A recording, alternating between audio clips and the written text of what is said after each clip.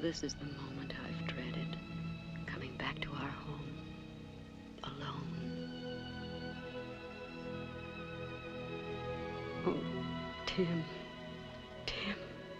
you've been gone only an hour and already the house is empty without you.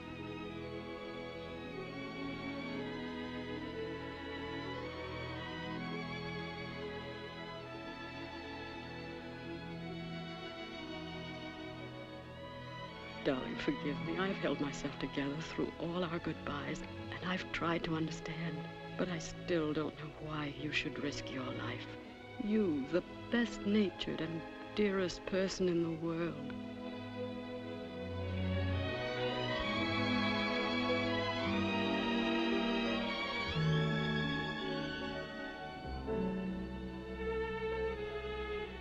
I'll try to remember what you said last night. That years from now, this will seem the greatest adventure we ever had, even though we had it separately. But I have no courage, Tim. You know I have no courage, and I have no vision. And already I'm so very lonely.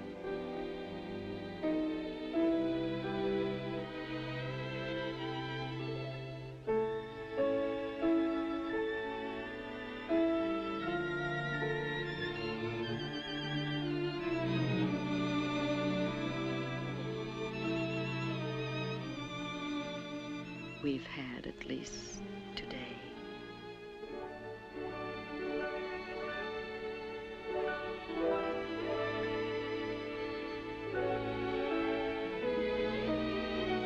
I'll try to keep all the good things as they were. I'll keep the past alive.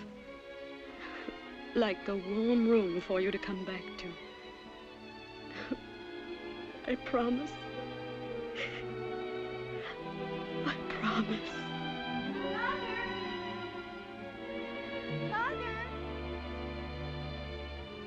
Mother, where are you?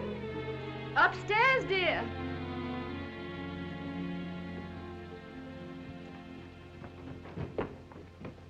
Hello, Mother. Hi, darlings. Are you awfully wet?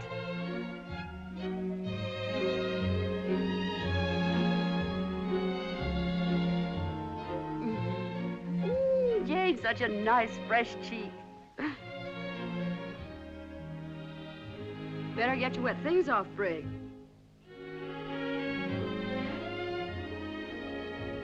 Pop get off all right? Was his train on time? I think it was just mean of Pop not to let us go to the station with you. Oh, darling, you know how much he loves you.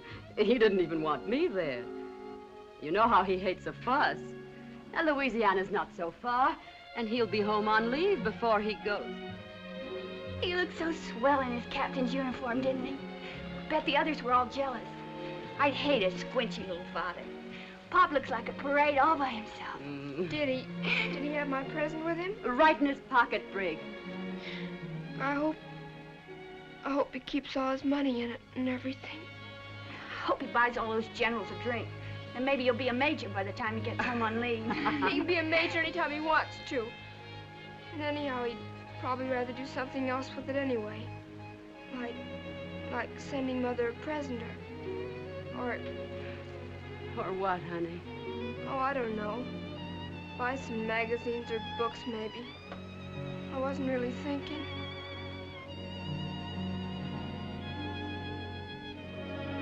I have an idea. How would you kids like to play some gin rummy before dinner? Okay? Okay. Oh, let's not. It won't be the same without Pop. Not even gin rummy. Nothing.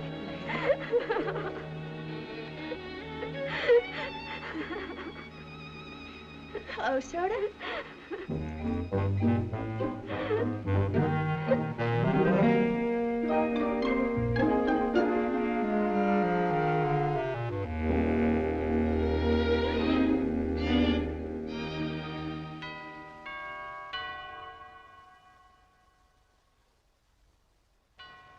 Rick, are you never going to get out of this bathroom? I'll go fly a kite. I wish you wait till I get through. Well, if you don't get through pretty soon, you'll brush all the enamel off your teeth. You all stop that bickerment. It's time you girls was getting yourselves to bed. Hi, Fidelia. Hello, Fidelia. Where have you been all day? Where's your mother? I'm in here, in Jane's room. All right, Princess. The mirror's all yours now. You can have a wonderful time just looking at yourself. Evening, Miss Hilton. Did Captain Hilton get away all right this afternoon? Yes, Bedelia. He said to tell you he'd send you a postcard from New Orleans. What about you? How did things go? I got that job this afternoon just like you tells him with some lofty people uptown. That's good. The wages is mighty fine. I starts right away. But I ain't gonna be contentment. I ain't gonna be contentment like I've been right here all these years. Well, I'm afraid we're not going to be very contentment either, Fidelia. And what's more, I don't know what kind of a housekeeper I'm going to make. I can tell you something, Miss Hilton. You ain't gonna be very good. Oh, Fidelia. I've been figuring out this budget, and I don't see how we're ever going to make it. I've already arranged to sell the car, and... I don't think the government pays them officers enough. I don't see why Mr. Hilton ain't worth as much to Uncle Sam as he was to that advertising company. Well, anyway, Fidelia, you'll probably have a much easier time than you've had taking care of all of us. Fidelia, you're not leaving us. What's the matter, Fidelia? Did we do something to make you mad? Honey, you couldn't do nothing to make me mad, no matter what. You're just like my own child. Did I hear something about Fidelia leaving? Now, Jane, I'm just as unhappy about it as you are. We can't keep up the payments on the house just by cutting down on your allowances. Dolly, first Pop and now Fidelia. That's enough of that, Brig. I don't want no mourning. Now, you just say goodnight to your sister and run along to bed. You too, Jane. Tomorrow's a school day. I'll be right back. The Lord himself will just have to take care of these calamities somehow.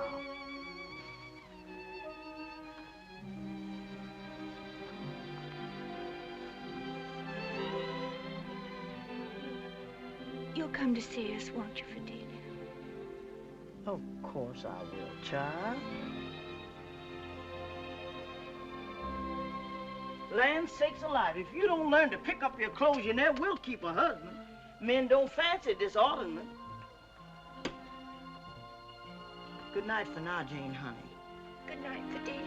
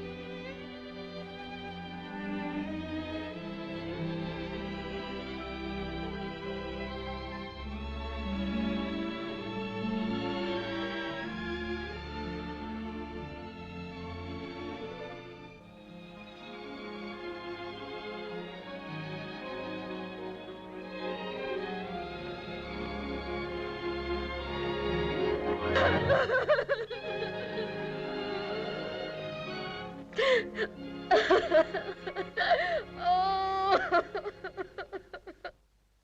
Wee, I'm a commando. Well, this is all that's left of Fidelia's last cake, and I'm afraid it's pretty stale, but cake is cake these days. I don't care what they do as long as they don't ration pickles. Yes, I know. You'll probably have chronic indigestion by the time the war's over. Hi, Gladys. What on earth's the matter with that child? Oh, Gladys is afraid of grown-ups, that's all. Well, I'd like to hear her say 2 words sometime, just to be sure she can talk. Who are you talking about, Gladys? Mm-hmm. How Brig can put up with her? Well, I don't think so much of your friends either. They're all man-crazy, that's what they are. Just like you are. Oh, it's too early in the morning to argue with you. Hurry up, you'll be late. And you can tell that Becky Anderson the next time she tries to hi-hat me. Good morning, Mr. Mahoney. Good morning. Good morning. Good morning, girls. Good morning. Good morning, Miss Hilton.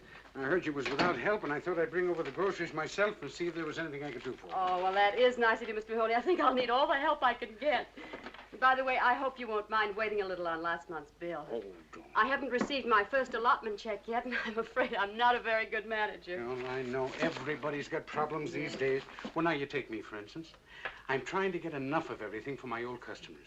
Would you believe it, Mrs. Hilton? One of them had the nerve to ask me why I didn't go into the black market. Me, with my boy in the service. You don't mean Johnny. Well, I wondered why I haven't seen him lately. Yes, ma'am, and he's a mighty fine boy. I've got a picture of him in his uniform right here. Well, I'd love to see him. Would you? You're very proud of him, aren't you? Yes, ma'am. There are two things that Johnny always wanted to be. One of them was to be an aviator.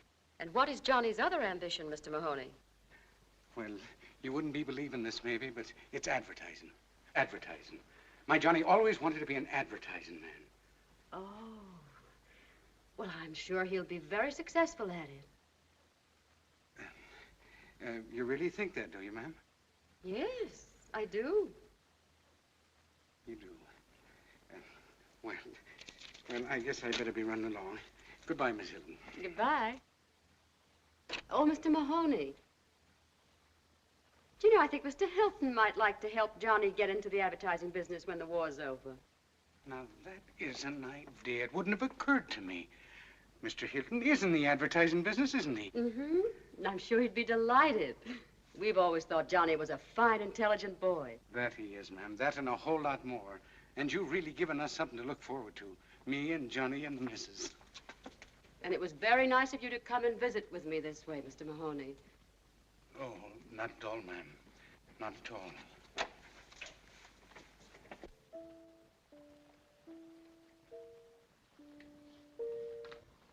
Mother, Yes? do you think that I could be a good secretary? Secretary. Why don't you be a WAF? You could be their mascot. Oh, all right. Go ahead and start. See if I care. Sell magazines. Everybody's got magazines. I know.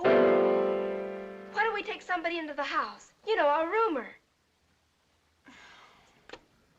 Oh, well, if you're going to throw away aces, Jane, that's fine with me. But, Mother, listen to me. Why shouldn't we rent a room? There's such a terrible shortage in it. Go away. Down with 5. It's perfectly ridiculous, Brigg. A stranger in our home. Where you get your ideas is beyond me. Certainly it's ridiculous. It's communism, that's what it is. Oh, pooh. We could get an officer, maybe. And it might be sort of like having Pop back. An officer. Do you know, Mother, I think maybe she's right. I understand there's not a room to be had in town. It might be very patriotic of us to take an officer into our house. Patriotism hasn't anything to do with it. You're really just confess crazy it. about I mean, uniforms, we should do that's everything we all. can for our soldiers. That's being patriotic. Brigg, Jane, now that's enough. Do you want to finish this game or don't you? 102. It's a blitz. Turn out the dining room lights, Brigg. Suppose Pop were looking for a room in some crowded city like this. Hurry up, Jane. It can't be that hard to figure out. And suppose there was a nice family like ours that had 3 bedrooms for 3 people. Don't you think it would be just malicious of them not to want to rent a room to Pop? Well, Jane? I won almost $6,000. 592 points at $10 a point. All right, deduct it from what you owe me. And poor Pop sleeping in the park. All right, all right. Pop is sleeping in the park, and the people are all malicious, and we decide to rent him a room. Now, you satisfied? You will, Mother? You'll do it? I didn't say I'd do it. I'll think about it. I just knew you couldn't be mean like those characters in that other city. Come along. I wonder how much we can get for Jane's room. My room? How much will that be for 3 days? What? Oh, Brigg, turn that thing off. I can't hear. I'm awfully sorry. Yes. Will this get into the early edition? Yes. Fireplace and bay window. Oh, all right. Put in homey atmosphere. Mother! Mother! Wait, please! Keep quiet, Brigg. Would you send the bill to this address, please? Thank you. Mother, you don't mean you're going to rent your room? Of course I am. That's the room that'll bring the most money. I'll take your room, and you can double up with Jane. But, Mother, you're not going to put somebody in Pop's room. Oh, I didn't mean that. Now, you wouldn't want those characters in that other city to put Pop in anything but their best room, would you? But that's different. He's Pop.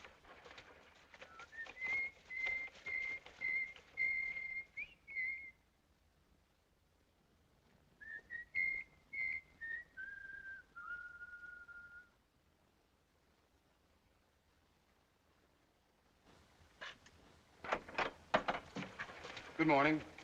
Is this the place that advertised for an officer? That's right. The real fireplace, nice bay window, southern exposure? That's right. course, I haven't seen the room yet, but the homey atmosphere certainly seems okay. I guess it's a deal. I'm sorry, but the room's already taken. Oh, I see. I'm sorry you had the trip for nothing. Yes, I can see you're grief-stricken. Jane. Hi, Beaver.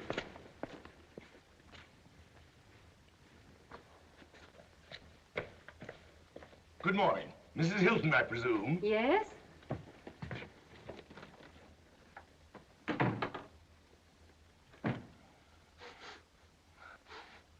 May I be permitted to observe this is the first house I've found in this godforsaken community that doesn't smell of cabbage? Well, it does sometimes, but I was given to understand at the office of the purchasing division, to which I have the misfortune to be attached, that you had a room for rent. Yes, but I specified an officer. You see, my husband... My name is Smollett, William G., Colonel, United States Army, retired. Retired, I might add, by virtue of certain fatuous opinions held in the War Department, which judge a man's usefulness neither by his experience nor his ability, but by the number of years since he was weaned.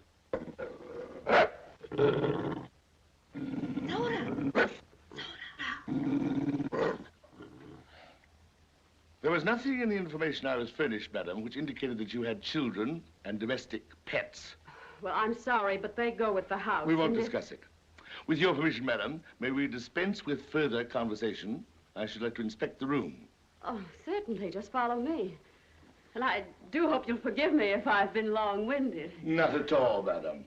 Through a full and somewhat protracted existence, I have learned to accept the natural tendency of all women to be garrulous. Oh, you're very tolerant, Colonel.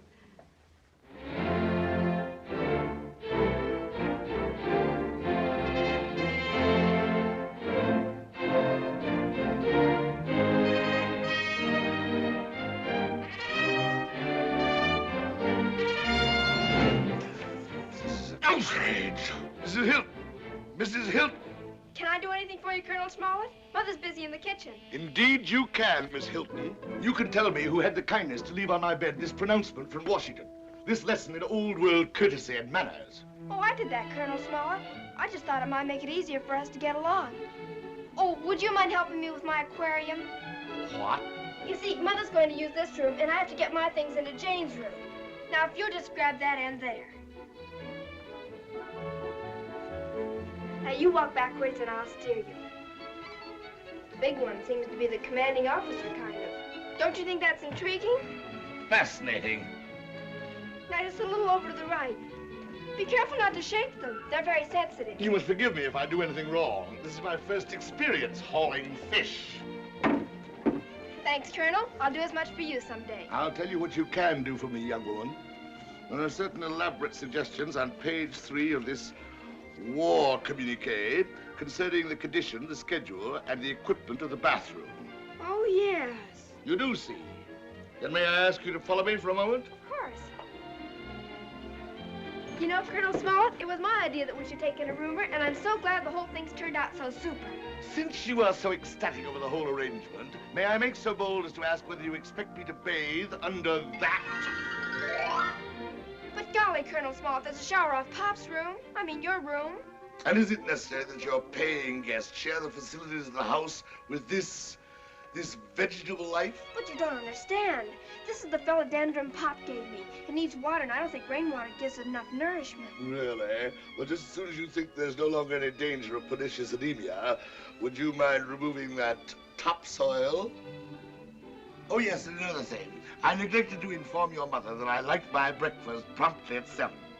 Coffee, thin toast, and 2 eggs, boiled, 2.5 minutes. Under no circumstances more than 3. But golly, Colonel Smollett, we can't afford to give you breakfast. Indeed. Well, even as it is now, poor Mother doesn't know what she's gonna do. When Vidalia was here, the bills didn't seem to be so high. But now with the way things are going up, Please, I'm quite prepared to pay. Oh, that's fine. Well, what would you say to 50 cents a day? Well, it seems a bit higher to the circumstances. All right, we'll make it $3 a week. $3? Oh, there's the doorbell. Well, let's call it a deal. Good night, Colonel. But, let's see. A week for rent. For breakfast.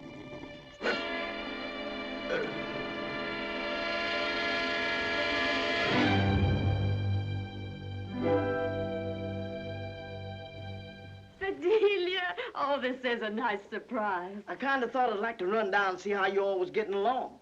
Just about the way you predicted. We miss you, Fidelia. Now, you just give me that apron right off and let Fidelia finish whatever it is you're doing. Nothing of the kind. You must be tired. Now, come and sit down.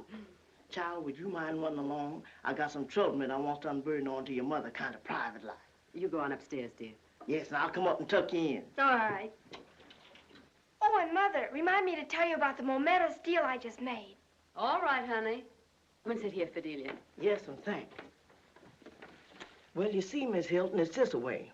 Them uptown folks is all right in their way, but it's that lazy trash they got working for them. Miss Hilton, I just won't abode in the same quarters with them. No, ma'am. When I finishes my work, I wants my solitude and I wants my privatation. Fidelia, I'd do anything if I could only have you back, but things aren't any better. Yes, ma'am, I knows. Miss Hilton, your bills is running awful high. High isn't the word for it. But how do you know? Well, I hope she won't think I'm butting in, but I've been keeping in mighty close touch, and when I heard tell this afternoon about that Colonel Smellet, and here I'm making all that easy money, and I reflects maybe you wouldn't mind renting me my old room. Oh, now you know I'd never take any money from you. That room was always yours, and it always will be. I kind of figured you wouldn't take my money, so I've got it all figured out. I can work here on my days off and nights, too. You know, Miss Hilda, I'm just strong as a horse. Oh, no. You're not as young as you used to be. And you're not going to do any work for us. Why, it'll be wonderful for the children and me just to have you in the house. Miss Hilton, it's the most beautiful thing I ever heard anybody say in all my born days. If you don't mind, I'll just go get my bag. Oh, you shouldn't bother going all the way back for it tonight. It ain't no bother, Miss Hilton. It's a sitting right here.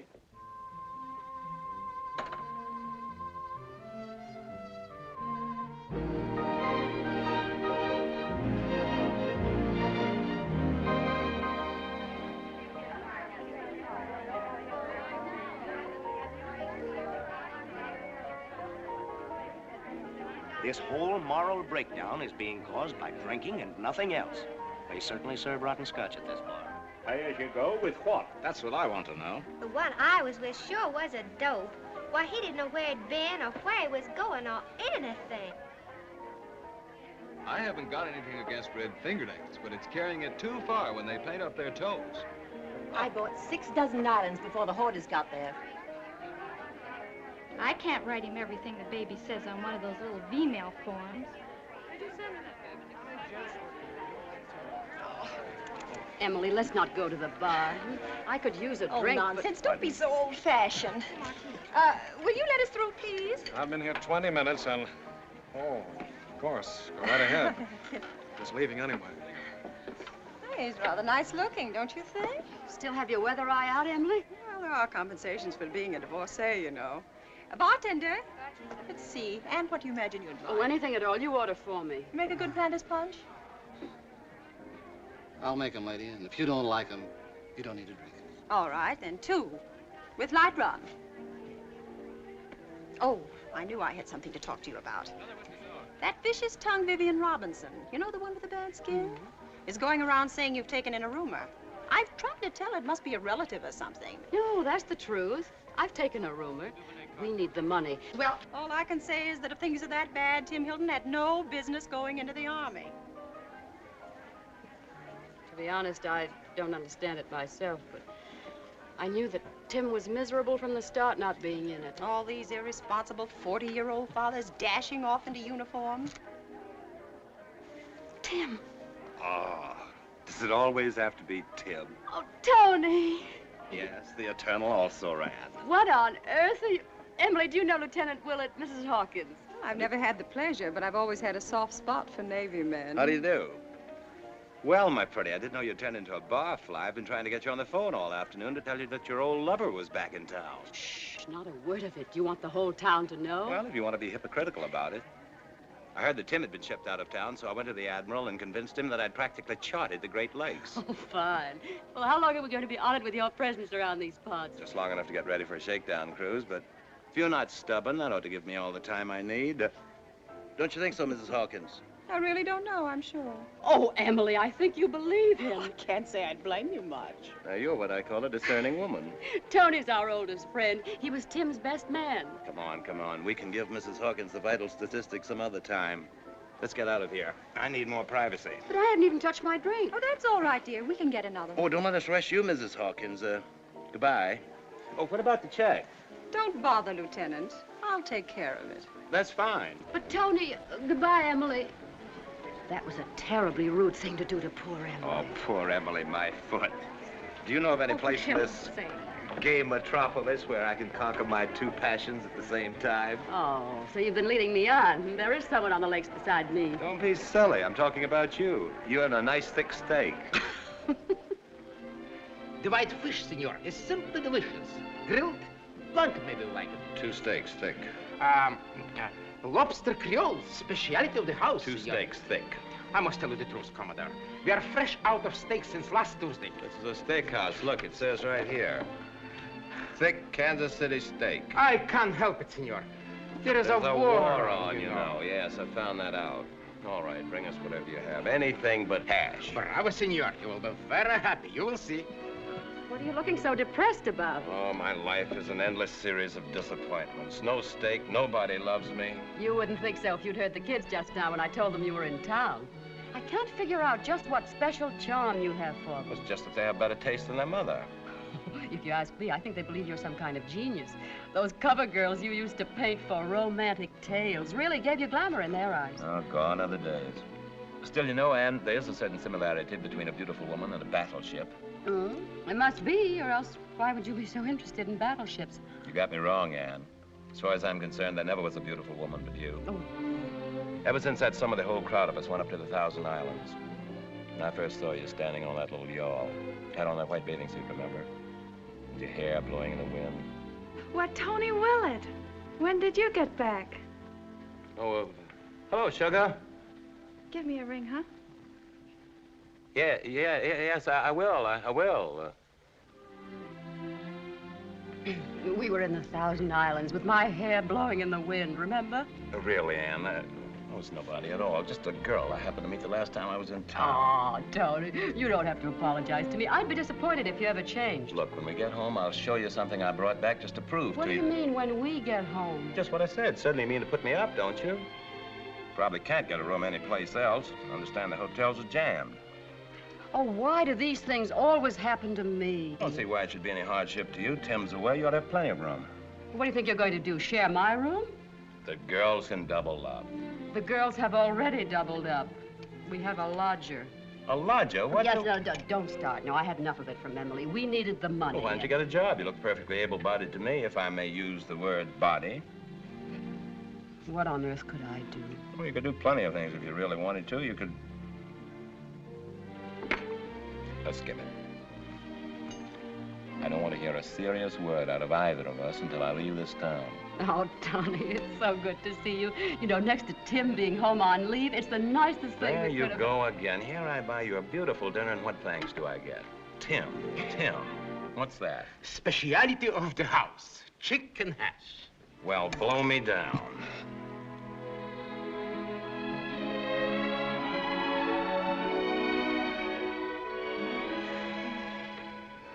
I think Uncle Tony must be the most distinguished-looking officer in the whole Navy. Admiral King's not so bad. I mean young officers, silly. Well, you'd better finish your homework and stop mooning around. The governor said to the Admiral, 16-inch guns. Land sakes, can't they shoot any further than that? Oh, Tony. Uncle Tony! Jane! What's the matter? You don't seem very glad to see me. Oh, but I am. Honestly, I am. Uncle Tony! Briggs! Now, that's what I call a real reception. Uncle Tony, you're not staying with us. Oh, yes, he's staying with us, and don't go spoiling him. We're going to have enough trouble with him as it is. Oh, Uncle Tony, couldn't be any trouble. It's just wonderful having him here. That's right, Jane. Don't listen to your mother. I'm counting on you girls spoiling me plenty. There's just one thing, please. You think you and Brigg could cut out that uncle stuff? I'm not your uncle, and it makes me feel 108. Do you mean we're gonna have to call you Lieutenant Willett? Tony to you, Miss Hilton. What on earth? Oh, that must be the taxi driver with that mysterious object you lugged along. You won't be so indifferent when you see what it is. I don't know what this thing is, but could be the side of a house, I suppose. These are funny times. I ain't got no change. Don't worry about it. I borrowed it myself. Ah, thanks, Captain. Thanks a lot. Say, lady, sure must be nice having your husband home again. Well, he's not. What's so funny about that? Imagine anybody taking you for Pop. You think your pop's wonderful, don't you? Well, he is. Sure he is, but you don't have to rub it in. I'll take your bags upstairs, Tony. Oh, don't bother, Jane. Oh, I don't mind, really. I'd love to. Brigg, you take one, too. After all, if we don't give the lieutenant some real service, he might decide not to stay here. Aye, aye, sir. Carry on, mates. Oh, put them in Brigg's room. I'll move in with you girls. Oh, that'll be fun. Fun indeed. I thought I was through with dormitories. You ought to be very happy about it. You'll get to know your children better. Who's that? Is there something gone bad, Miss Hilton? I wouldn't call it anything good. Well, if it isn't my old girlfriend, Fidelia. Is that Mr. Tony Willett? I thought we was through with you till the duration was over. Lieutenant Willett's going to be our guest for a while. Happy surprise, Fidelia? I don't know about that happy part. Miss Hilton, don't you go let these people turn your pretty home into no boarding house. But Fidelia, I've half a mind not to stay. But the other half tells me to forgive you. What's that? Oh, I almost forgot. May as well have the unveiling right now. Wait a minute, Tony. I want to see, too. All right. Well, let's have a little light on it. I offered it to the Navy. Oh, Tony, I am flattered. That's mighty nice. Oh, Mother's just like you, and so pretty. Well, it's really not much. I heard they needed some new recruiting posters for the Waves, and I figured that your face was the one that would...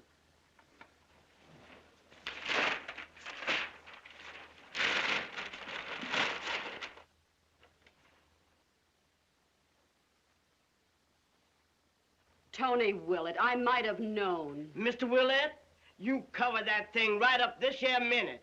Jane, you's no business looking at that. Tony, the Navy Department didn't accept it. No. I never even found out why. I just got the painting back, and the next thing I knew, I was on sea duty. Red tape, I guess. I hope you're having enough trouble. I wouldn't wish this on a chap. Give it a little push, Jane. All right, Tony. Oh, nice going, Jane. Oh, Tony, I'm so sorry. Never mind, Jane. I'm sure your mother put you up to it. Oh, no, honestly, Tony. Which way do I take this thing? Here, starboard on the port side. Here, I'll help you. How are you going to get the bed in here? Am I going to what? No, don't worry. We'll put the mattress on the floor for tonight. Yes, Tony, don't worry. I love to sleep on the floor. Come on. Oh, good evening, Colonel Smollett. I do hope you won't mind not taking one of the mattresses out of your room. Well, not at all. One mattress is entirely sufficient. Tony, Colonel Smollett, may I present an old friend of ours, Lieutenant Willett. How are you, Colonel Smollett? How do you do? I take it your commissioner's in the Navy. That's right, sir. Doesn't surprise me. We'll get the bedstead out in the morning, Colonel. You see, we need the extra mattress tonight. I'm moving in with the Oh, it's girl. quite all right. I assume that you're taking the one that I have not been using. Oh, of course. That's fine. Something wrong with one of the beds? There's nothing wrong with the bed. It's just that monstrous animal that seems to be so attached to it. Good night.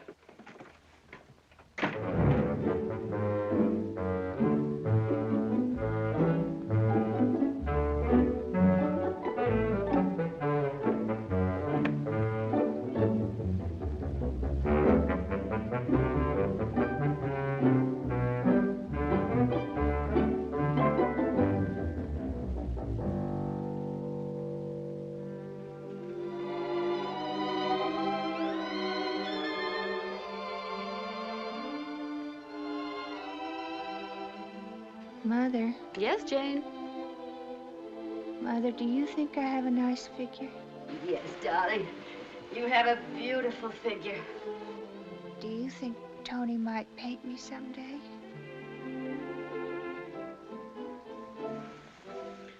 Over my dead body. Wet took it. Wet took it. You must have the name wrong. No, here it is in Pop's letter. And we're here in Texas on maneuvers in a little town called Wettucket. We came, we saw, we took it. We took it. Very funny. I would appreciate it, my dear Bridget, if in the future you could spare me from your father's elaborate puns. And if, I suppose to some people that creature comes under the heading of pets. I beg your pardon, Colonel Smollett. There's someone here to see you. Your grandson. William? Hello, Grandpa.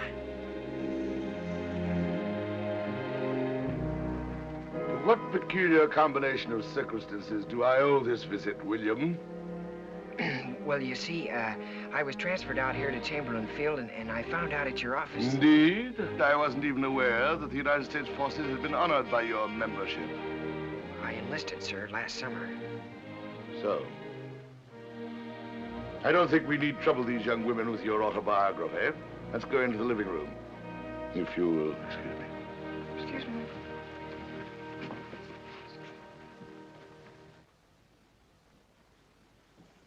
I presume you come to me for help of one sort or another with your tail between your legs.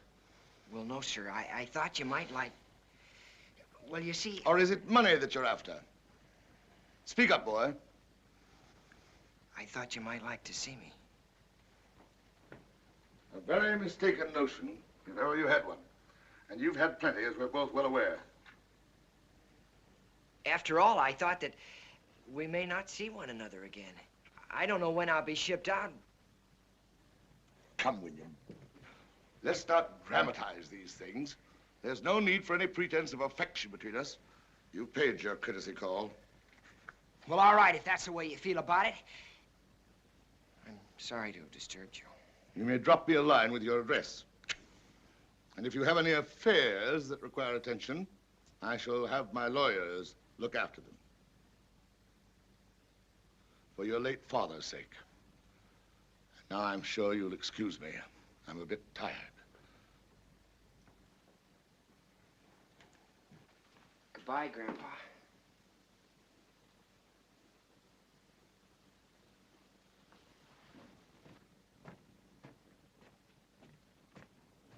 What do you suppose? I'm going in and speak to him.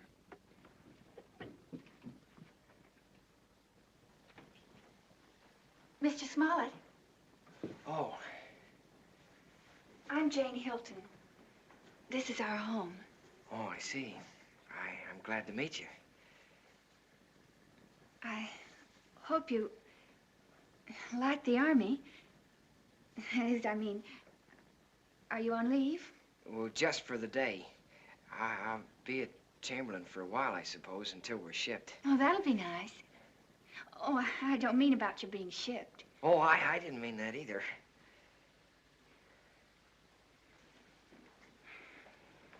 I hope you don't think I'm a murderer or something.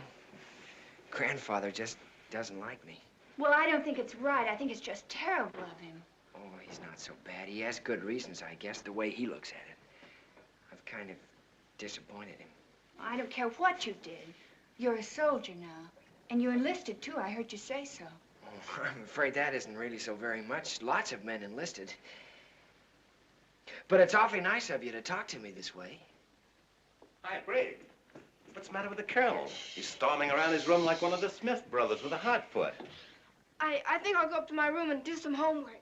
Oh, hello. Oh, Uncle. I mean, Tony. Lieutenant Willett, this is Private William Small. How are you? How do you do, sir? Corporal. Engineers, isn't it? Oh, yes, Lieutenant. I'm sorry. You're related to the colonel, I take it. I'm his grandson.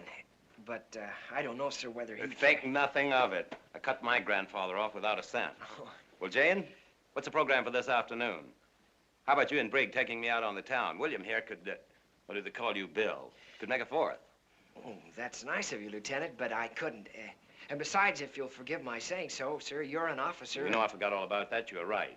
Well, we could, well, let's see, Jane, what could we do?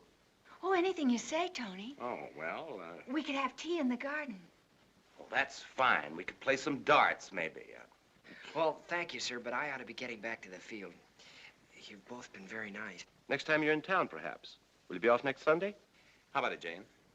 Oh, that would be lovely. Oh, well, I'll look forward to it.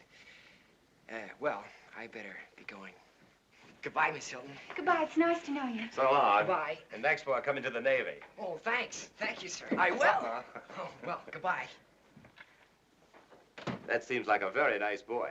Yes, he is a nice boy, but... Now, Jane, you take the word of your old Uncle Tony and be kind to that boy the next time he comes here. Well, he's nice enough, but... But what? Well, he's so young. Besides, he isn't even an officer. Why, Jane, I'm surprised at you. Those are the boys who do the fighting. And largely for their dreams of girls like you. Far be it for me to run down officers. You go right on advertising us, Jane. Every little bit helps. Oh, Tony, I wish... What do you wish, little Janie? I wish I were 27. Now, that's a coincidence. So do I. Where's that Brig? Do you suppose she ran out on us? Let's go find her. I've got a nickel bet with her on 20 questions.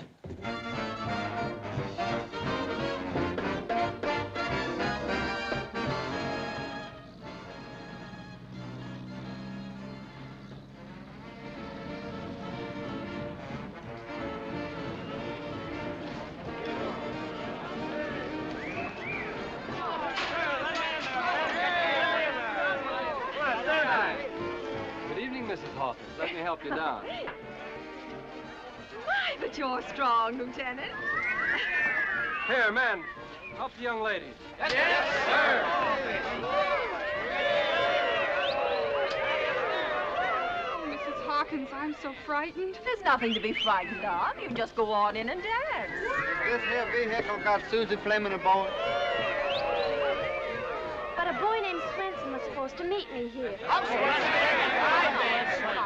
Just go into the cloakroom and they'll give you your name. Hi, Becky.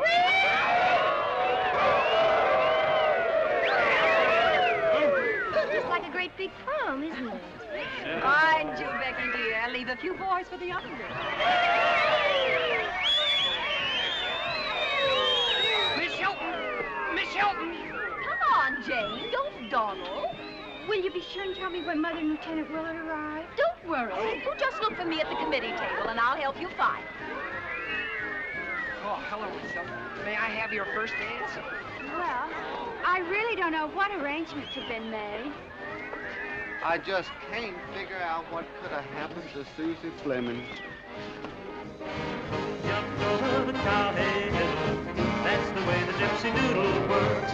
When you think that you're crazy, you're the victim of the gypsy doodle. But it's not your mind that's lazy, it's your tongue that's at fault, Dr. Doodle.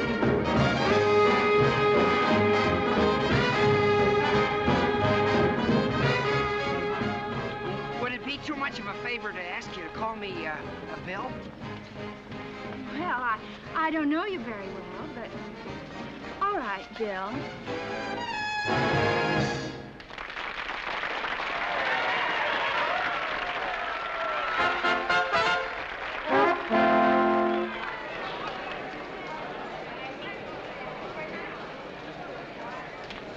Hello, Emily. Hello, Anne. Hello, Lieutenant Willett. I'm simply delighted you could come to our little party. Hello. I practically had to tie him up with rope and drag him. He was afraid there wouldn't be another officer here. Oh, there are a few. My dear, you should see Captain Higgs, that profile. C'est joli. But I do believe you're the only naval man in the place. Isn't that just fine? I'll bet to give me 3 chairs and a long periscope. You'll have a good time, wait and see.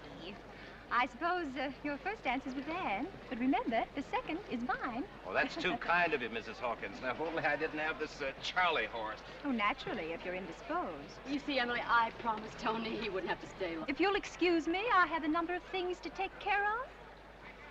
Oh, Emily, would you keep an eye on Jane after we leave? Why, certainly, my dear. I'll devote the entire evening to her. Well, of all the phony battle axes I've ever met. Now, really, Tony, you asked for that. What am I doing here with all these kids anyway? Why, Tony Willett. When on earth did you get back in town? Hello, sugar. Give me a ring sometime when you're on the loose. Yeah. As I was saying, what am I doing here with all these kids anyway? That was a cute kid, too. Really, Ann, it's just a girl I went to college with. Well, bet. Mrs. Hilton. Oh, Mrs. Hilton. Yes? I'm Johnny Mahoney. Oh, Johnny, of course. How are you? Lieutenant Willett, this is Johnny Mahoney. How are you? How do you do, sir? Your father told me you were stationed out here. I'm afraid Dad bores everybody talking about me. Not at all. He has every right to brag about you. Well, I don't know about that, Mrs. Hilton. I wanted to write and thank you for what you said about Mr. Hilton helping me after the war. Well, I thought maybe you might think I was taking advantage. I didn't want you to feel you're under any obligation. Oh, there's no obligation, Johnny. Anybody who gets you will be very lucky. Well, I'm afraid the luck's all mine, and that's the way it's been my whole life. Well, I guess I have to be leaving now. So soon? I thought the dance was just getting underway. I only stopped in to pick up my gunner. I'm taking off in a few minutes. It's just a routine flight, you know. Oh, I see. Well, good night, Johnny. Good night, Mrs. Hilton. Good night, Lieutenant. Good night. Those kids just break my heart. They're so eager. I know. They expect to come back to something. What do you mean, Tony? Well, I mean, something like they left. Only better. Hope they don't get too many surprises. Hello, Mother. Oh, Bill. Oh, good evening, sir. Hello, Tony. Hi, Jeannie. Oh, Mother, I don't believe you've met Bill Smollett, have you? How do you do? I'm so sorry I missed you at the house the other day. Oh, thank you, Mrs. Hilton. Your daughter's been very nice to me. Well, that's good. Now, you children run along and have a good time. We'll be leaving soon. Oh, Tony, aren't you going to dance with me even once? Well, Oh, go ahead, Tony.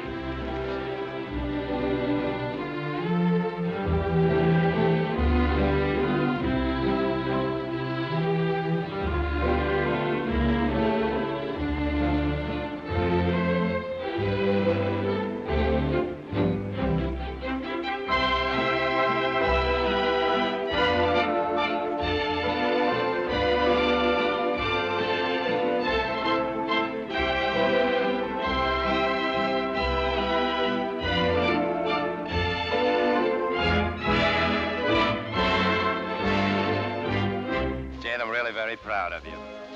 The nicest looking girl in the place. Oh, Tony, do you think so? If only I thought you really thought so. Really, I haven't waltzed very much, Mrs. Hilton. Would you rather we stopped? Now, Bill, you invited me to dance, and you're going to see it through, whether you like it or not. Oh, well, of course, Mrs. Hilton. I'm only too happy.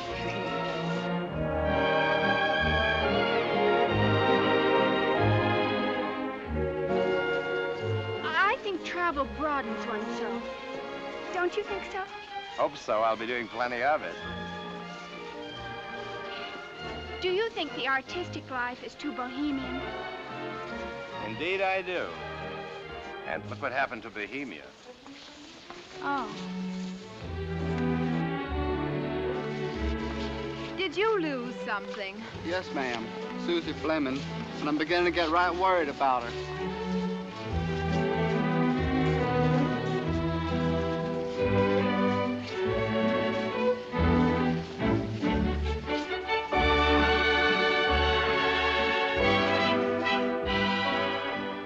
I love modern American painting, don't you? You're the true American art, darling. Tony, nobody else ever says things like you. Hey! Oh, I'm so sorry, sir. It's my fault now to watch where I'm going. It's all right, Lieutenant. We know you didn't mean it. Oh, it's over. And very nice it was, too.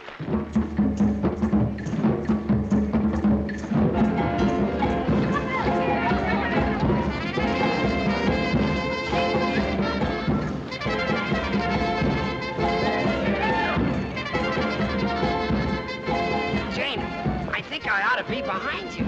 I hope we can find Mother and Tony.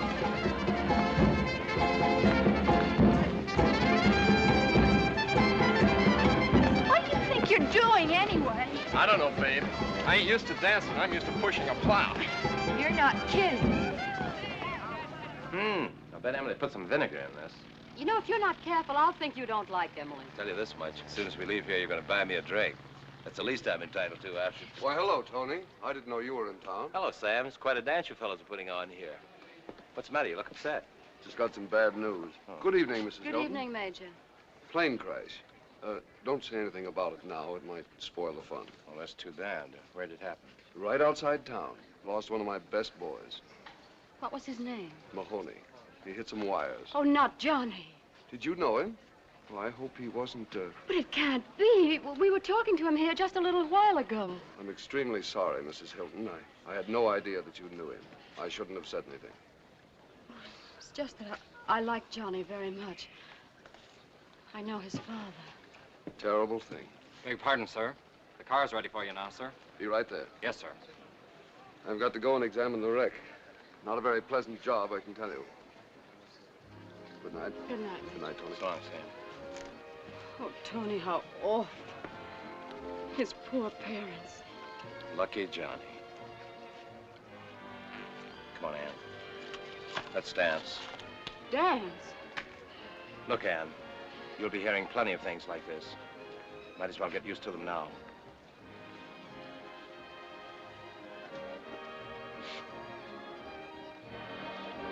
Oh, I feel so good. Don't you feel good? Well, now, my Susie, she's what I'd call a one-man woman. I love to read books. They're so significant. Why do they call you Wolf? Is that your nickname?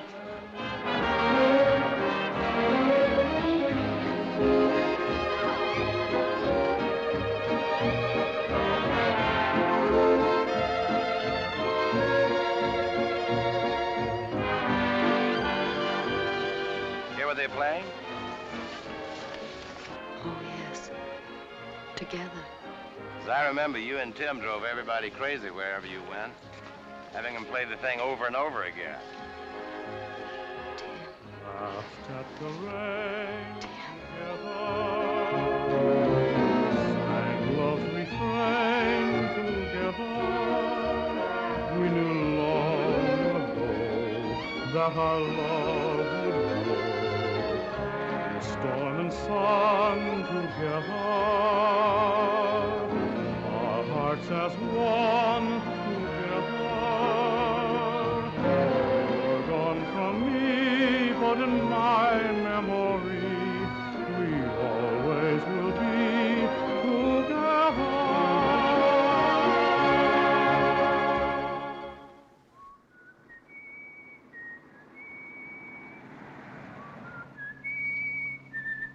Oh, please, Tony, whistle something else. I thought that was your favorite, next to Rock of Ages, of course. Don't joke. All right, have it your way. No jokes. What is your pleasure? Oh, I'm sorry. You said you wanted a drink. Let's go someplace. You feel like it? Sure I do. Honest? No, frankly, I don't feel much like it. Neither do I. It's pleasant being in a car again, isn't it? Yes, we used to take everything so for granted. Now I feel like a king just because I can rent one for a week. Uh-oh. Yep. It's one of them, all right. What have we been doing? You weren't speeding. Things changed around here. You have to be doing something now before you get a ticket?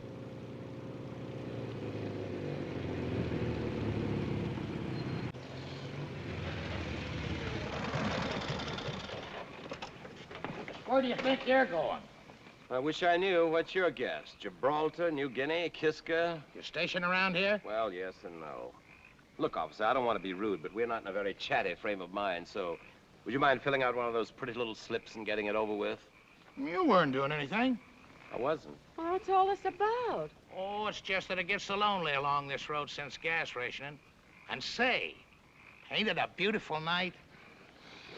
Well, I hadn't noticed it before, but now that you mention it, officer. Well, guess I better be checking in. Nice to meet up with you folks. Thanks. Good night. Get one of them Japs for me. But lay my hands on one, I'll give him a ticket.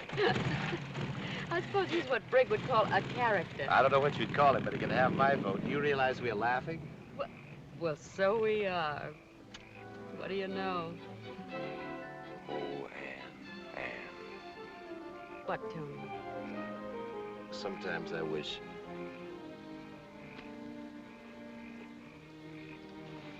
How'd you like a cigarette? Well, as a matter of fact, I'd love one. I don't believe I've had a cigarette in a month. I must say, I've never had such a dramatic build-up to a cigarette before. You know what I was just thinking? I like you best when you're not thinking. That's right, run me down. Tony Willett, the jolly fellow. Always good for a laugh. Oh, now, you're not really going to be wounded. Not by me, of all people. No. If you haven't wounded me by now, I guess I'm impervious, Ann. But I would like to tell you what I was thinking. All right. What were you thinking? I was just thinking what fun it would be sometimes to be a good, heavy, synthetic rubber heel. It would be synthetic, Tony.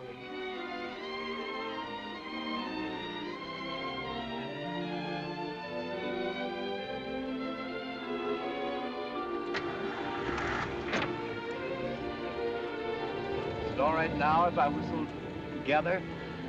Go right ahead. I'd like to join in.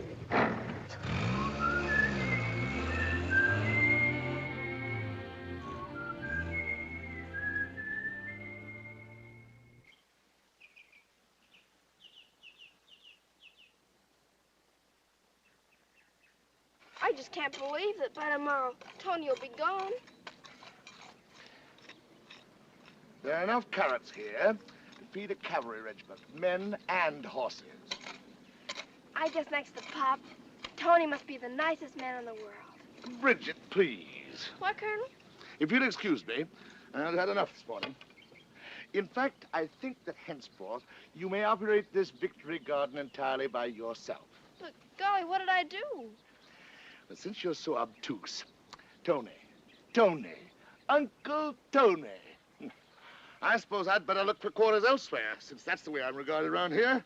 Oh, Colonel Smalley, I wouldn't hurt your feelings for anything. And it's not a question of my feelings. After all, a man does have his pride. Oh, there's the postman. Maybe it's a letter from Pop. Oh, you'll wait here, won't you?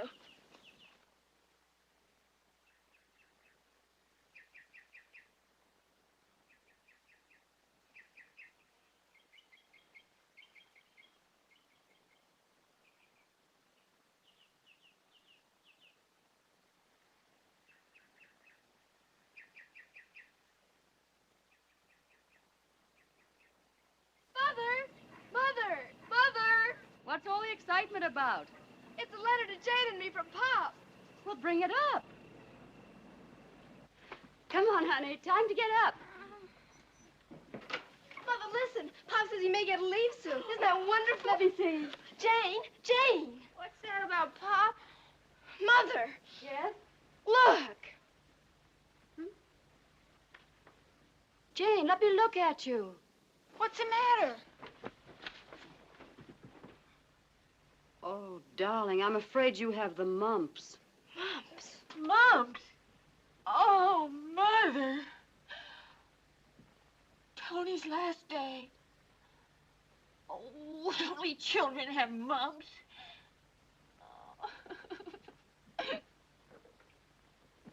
You sure you ain't leaving nothing here, Mr. Willett? Just my love, Fidelia. Why, you afraid maybe I'll come back?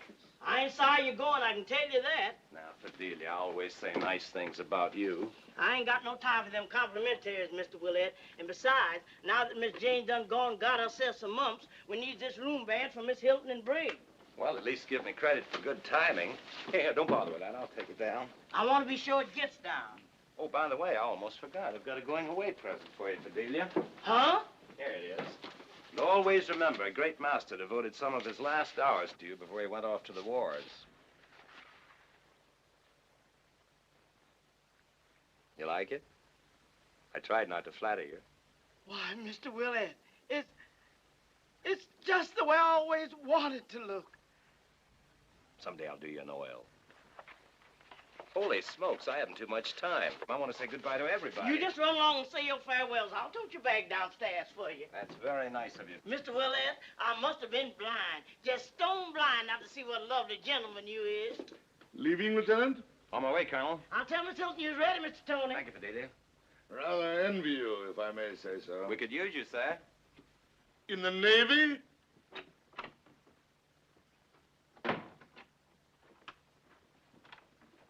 Good luck, Mr. Willett. Thank you, sir. I guess we have to have a Navy.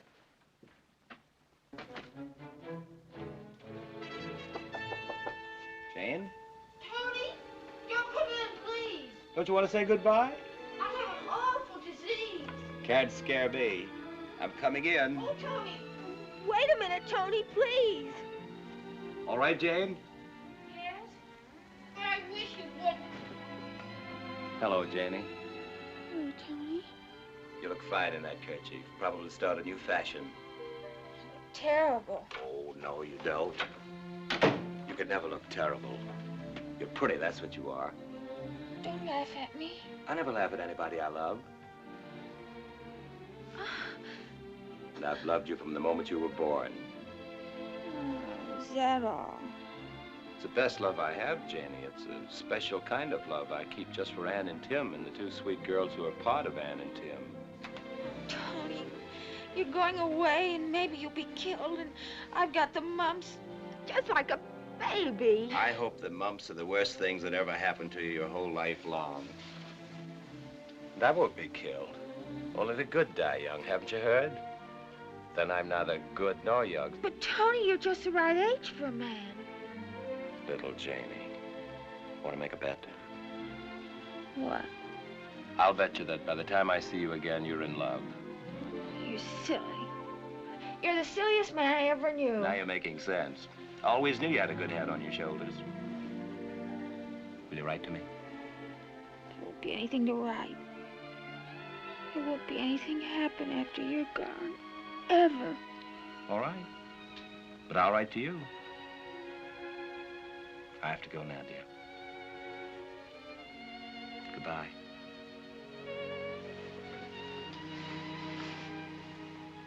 Goodbye, Janie. Bye, Tony. I'll write to you. I'll write to you all the time.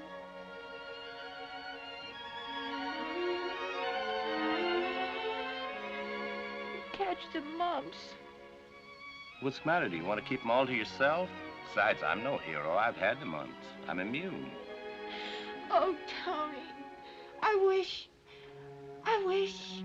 Let me wish this time. I wish that I were 17. Oh, Tony.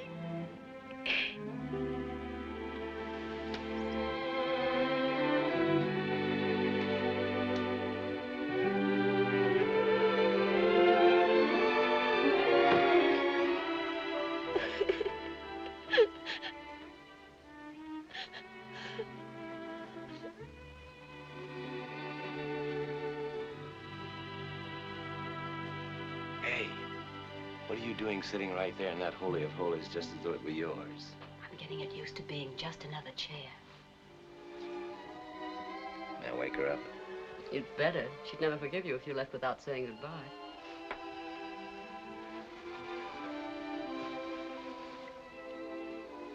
If ever I have any children, God will punish me. They'll be boys. I couldn't possibly have anything as nice as that. The first step usually is to get married. Uh-huh.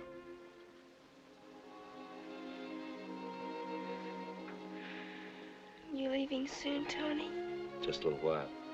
Say goodbye to Tony, darling. It's way past your bedtime. I want to talk to him a few minutes before he leaves. Goodbye, Tony. Goodbye, Brick, dear.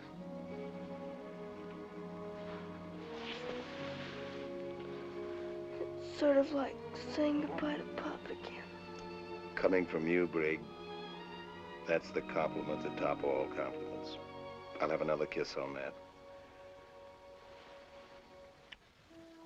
Your cab's here, Mr. Tony. Thank you, Fidelia. Would you ask him if he'd mind waiting a few minutes? I got it all arranged. He's waiting, Miss Hilton. Goodbye, Tony. Come back soon. Good night, Mother. Good night, darling. Don't you go catching those mumps. What do you think I am? A child? Happy dreams. Happy landing.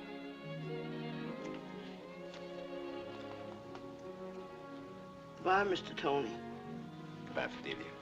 I'll take myself along now before I...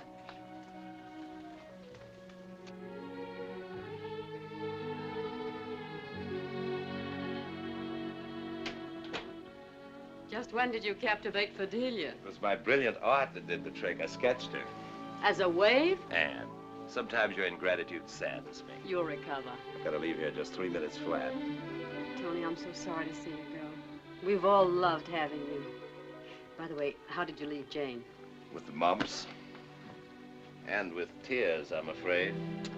I haven't much tact, I guess. I didn't know what to say. I know. Poor kid. Then you are very attractive, Tony. A bone from Mrs. Hilton. No, I mean it. It won't be too easy for Jane getting over it. Oh, nonsense. Older men, every girl goes through it, didn't you? Still going through it. Yeah. Older men named Hilton. Don't you ever worry about Jane. I won't, as long as the older men are like you. You know something, Ann? I'm chump enough to go on living on your compliments for the next 6 months. Like a camel in water, you know. How long can they go? I can't tell you. I never knew one. Tony, don't tell me any secrets, but is it action this time? I guess so, down to St. Lawrence, and then just when I don't even know myself. I won't say what I feel. No, don't. You better get some rest. You look tired. I will. I have a little letter writing to do first, though. I see.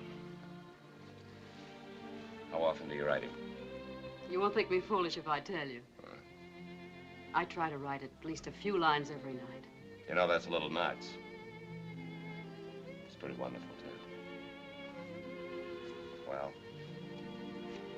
good night, Ann. Good night, yourself. Oh, come here. You're a swell guy, Tony. Oh, go away.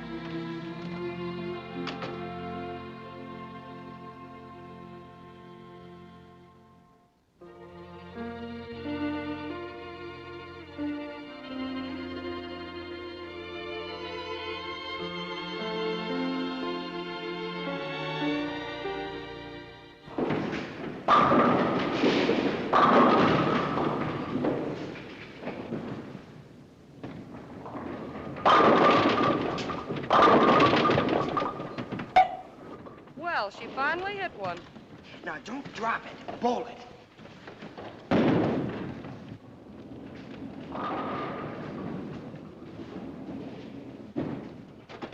Oh, it's no use, Bill. I'll never learn. Oh, sure you will. I hurt my thumb. Oh, I'm so sorry. Let me see. Ha, ha, ha.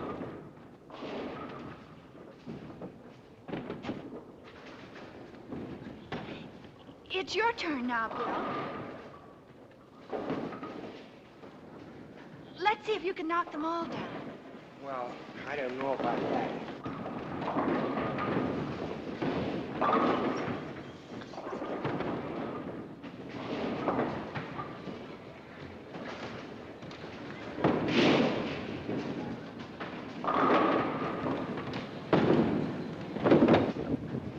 Ha, ha, ha.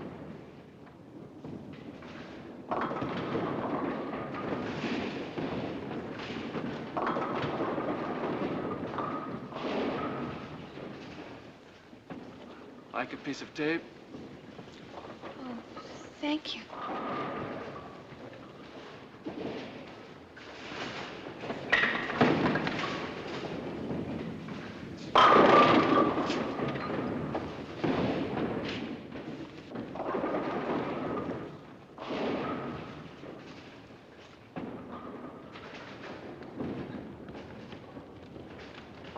It's your turn now, Jane. Oh, I was just...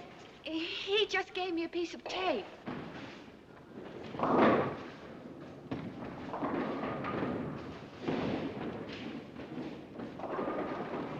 Hi, buddy. Hi. Have a smoke? No. And I'd advise you to mind your own business. I know she's a nice girl. Anybody could see that. What's more, I don't like your laughing either. Bill, please come down and show me again how to do it. Look, buddy, you can have a fight if you want it, but I was just trying to be friendly. Well, all right then. Bill, speak to me. Gee, I'm sorry. You ought to be. Look what you've done. Me? I didn't do anything. I guess that'll teach him.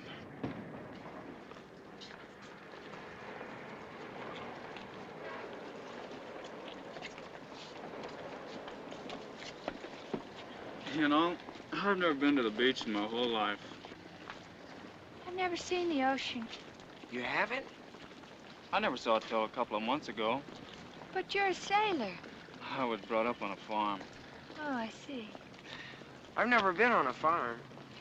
You haven't? I was brought up on a army post. Oh, I see. I have to catch a train.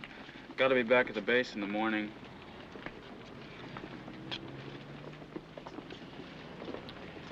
Sure wish you could spend the rest of the evening with us. Oh, no, you don't. I butted in enough already. No, we loved meeting you, didn't we, Bill? Sure we did. I'll catch a bus here. So long, buddy. Goodbye. You've both been swell. You're the only people I've met since I came to town. Well, why didn't you go to the canteen? Oh, they're so crowded and everything, and I don't dance so very good. You and me both. Next time you come to town, maybe we can all go bowling again. Gee, I don't know if I'll ever be back this way. And I expect we'll get going any day now. War looks pretty good, doesn't it? Sure does. Well, goodbye, miss. My name's Harold E. Smith. Well, I'm Bill Smollett, and this is Miss Hilton. How are you? Jane's my first name. Goodbye, Jane. Goodbye.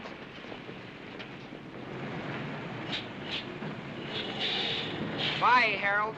Hal. Oh, goodbye, Hal.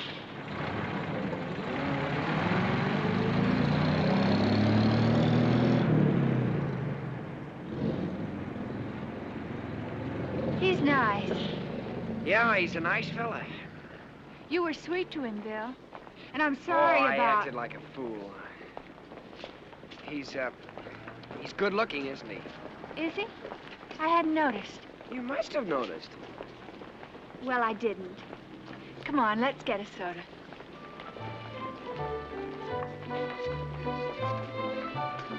No chocolate. We only have vanilla flavoring left and no ice cream. Would you like to try our victory punch? What's that?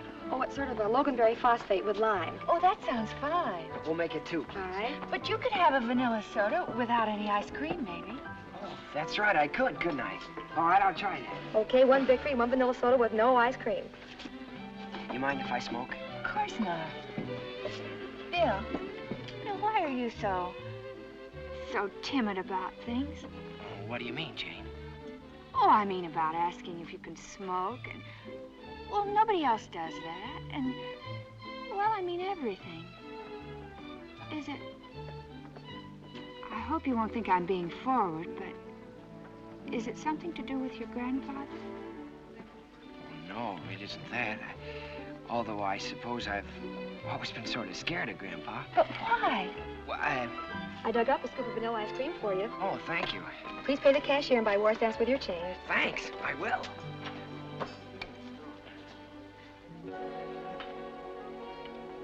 You see, my father was a soldier. He was a colonel when he died.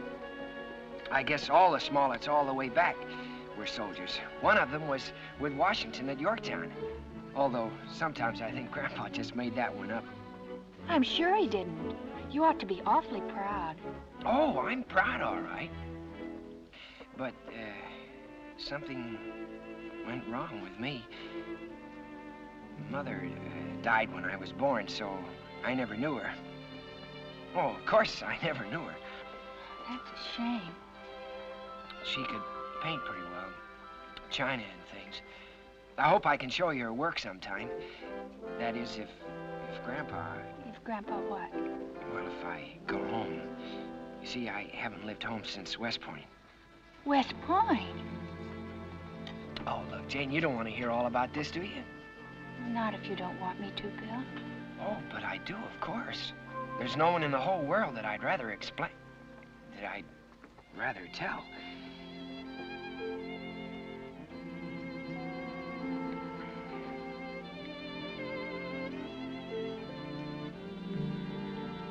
Isn't your soda all right? Oh, yeah, I just don't feel much like it. I thought I did, but... You don't have to drink it, Bill. Would you rather go home and talk? We could sit on the porch. Oh, swell. I'd like that. Soda.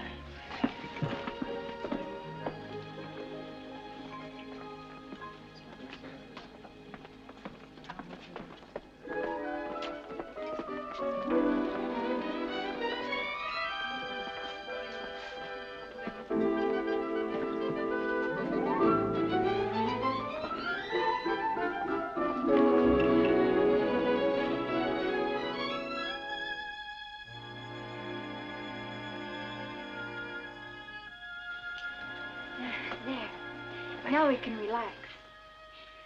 You were talking about how your grandfather always wanted you to be a soldier. Would you like a sandwich or something? He wanted me to be a general. But didn't you want to be a general? Well, no, I didn't. But why not, Bill? I had an idea it was more important to build things. But I don't mean it isn't terribly important being a soldier. I don't know how we'd keep the things we build without them. Of course. But you said you went to West Point. I should think you'd be a lot more than a...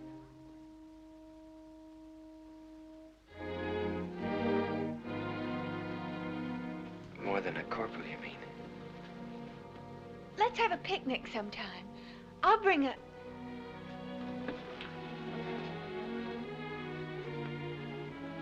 Bill, I didn't mean that. It's wonderful being a corporal. No, you meant that if I went to the academy, I ought to be more than a corporal. Well, you might as well know it. I was kicked out and I broke Grandpa's heart. I'm sure it wasn't your fault. Yes, it was. Bill, come and sit down.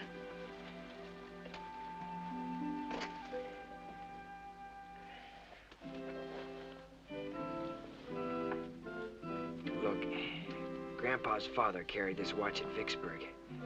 Grandpa gave it to me on my 10th birthday. He had it engraved for me. Read it. I'll light a match.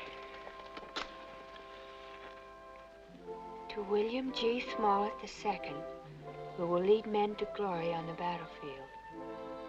Oh, you must have been terribly pleased. I said, Grandpa, don't people hurt each other in war? You see, I was only 10. He took the watch away from me. But he gave it back to me again when I entered the academy. Oh, Jane, I did my best, but I couldn't ever make a good officer. I can't lead men, and I know it, so even if I led my class the way Grandpa thought I should... Grandpa. What about yourself? Why is it so important that you satisfy him, the old... Because he loved me so. Yeah, I'm sure he did, once. But all through military school, from the time I was 8 years old, I kept letting him down. I never even wanted to play with the tin soldiers he gave me. Grandpa kept telling me that if I was a Smollett, I'd... But I guess I was always, well, you know, weak. I was sort of a joke at the academy. I only lasted a couple of months. Grandpa couldn't face his old cronies. Well, that's it. Now you can see what a mess I made out of everything. You've done no such thing. You're fine and strong, but you're just sensitive, that's all. But don't you think I'm a failure after everything I've told you? A failure? Just because you're not an officer? Why, an officer I know told me, he said that you're the boys who are doing the fighting. Lieutenant Willett? Yes? You think a lot of him, don't you? Of course, but what's that got to do with it? You're a soldier, and I'm... That is, we're proud of you. And I hope you never get promoted. All those officers strutting around with their gold braid and everything. Gee, Jane, I'm so glad you feel that way about it. But, Grandpa... Oh, bother, Grandpa. Ooh, there's soda. Maybe you'd better go before we wake the Colonel. He doesn't scare me. Not anymore, he doesn't. Jane, let me stay long enough for just one cigarette. All right. Provided you don't ask my permission to smoke it. I won't.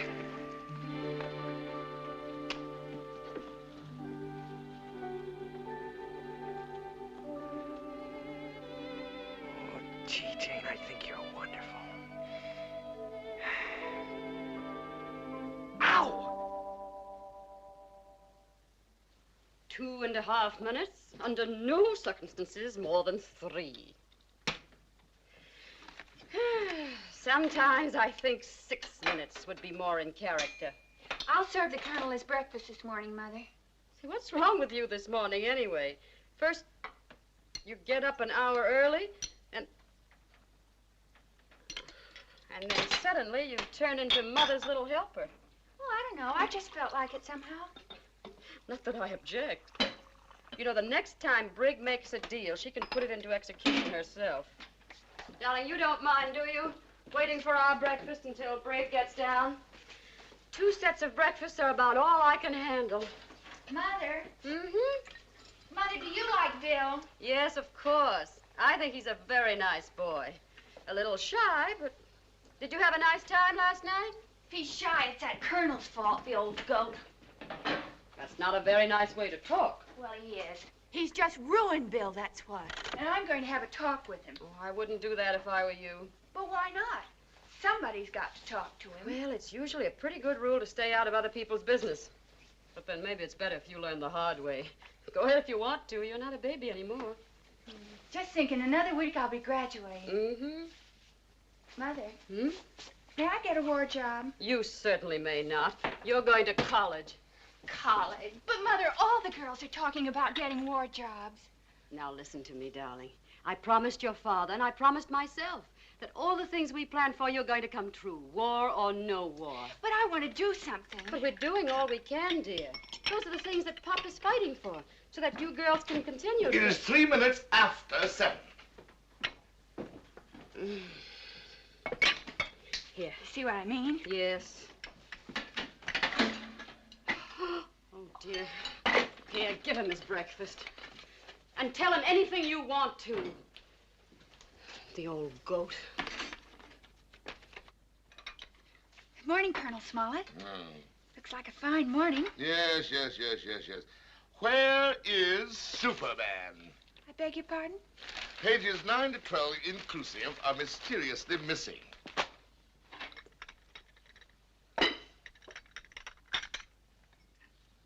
Where's the other one?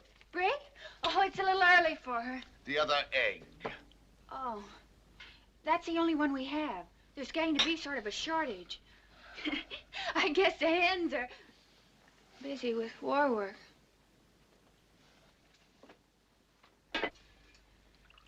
Coffee.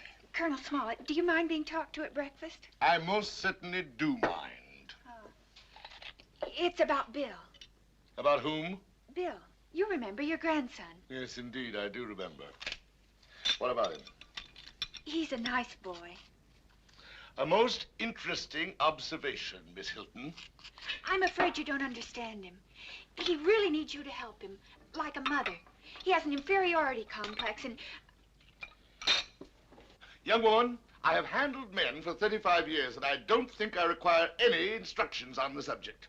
Least of all about my own grandson. Oh, I was only trying to help. He respects you so much. Then I'll thank you to do the same, and to stop your intrusion in my affairs. If you only knew the first thing about psychology, you'd know better than to try to browbeat him. Colonel Smollett, if you'd only listen. You may advise your mother that henceforth I shall have a decent breakfast downtown for 40 cents. I think you're a rude, mean, horrible old goat. Mother!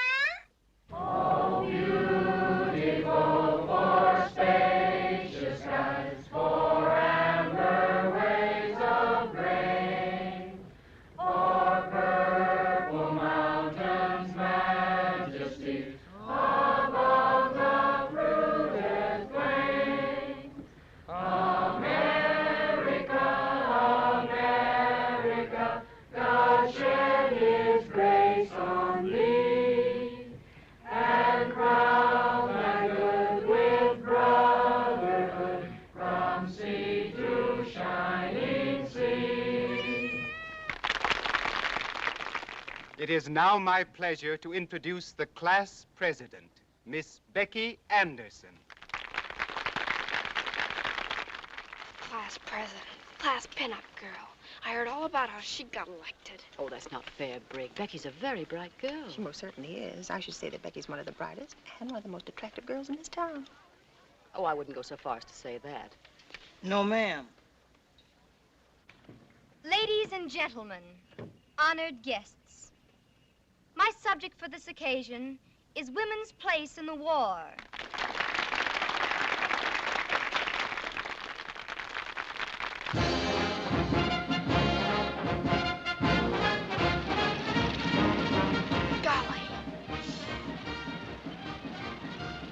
Pop! Oh, I see him. Where? There he is. There's Pop. Oh, I don't see him. He was in a Jeep. Oh, you imagined it. No, honestly. Yes, Mother, really, it was Pop. Oh, why did I have to fall asleep after staying awake all through that double feature? I know what we can do, Mother. Let's wait and see it again. Quiet. Be quiet yourself. I beg your Mr. Mahoney. Oh, good evening, Miss Hill. Sit down. I'm sorry. How are you, Mr. Mahoney? Oh, I'm fine, thank you. Hello, girls. Good evening, Mr. Mahoney.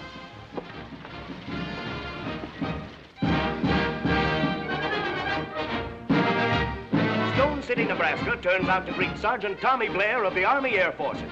Tommy, seated between his proud father and mother, joyfully receives the plaudits of his hometown. You say it's animal? That's right. And its home is in the Middle West. Mm-hmm. And it makes a noise like a lion, but it puffs like a locomotive. Hmm? Better give up.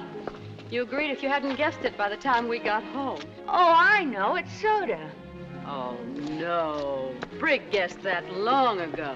All right, I give up. It's Colonel Smollett, silly. Oh, But- Mother. What's that? Mother, what do we do? Is he dead?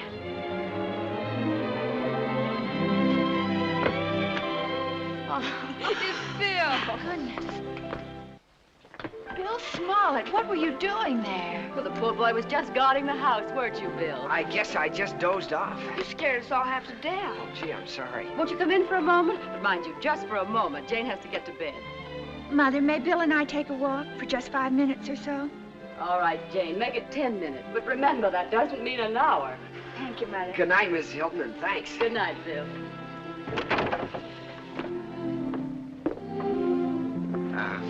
Gee, I'm sure sorry I missed your graduation, Jane. It's not your fault you couldn't get off. Well, I would have if I could have. I know you would have. Shall we go this way? Oh, that'd be fine. Or this way? Okay. No, I think the other way's better.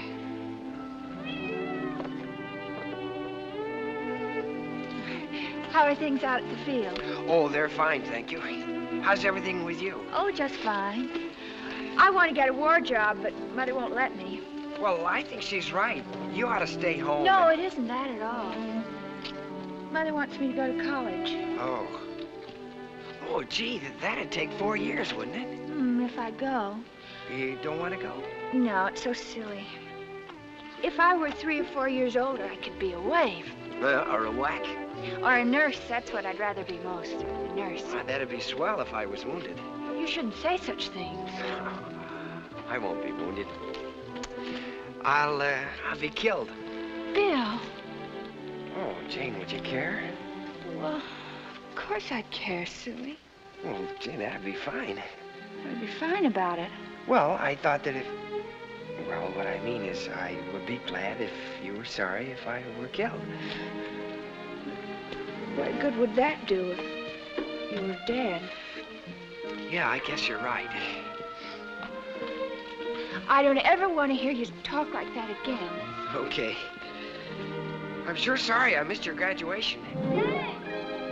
Well, the 10 minutes aren't up yet. Jane! Jane! What's the matter? It's a wire from Pop. From Pop?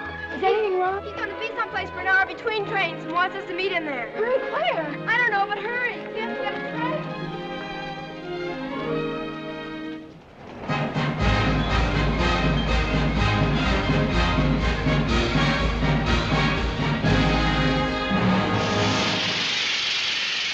Show your tickets, please.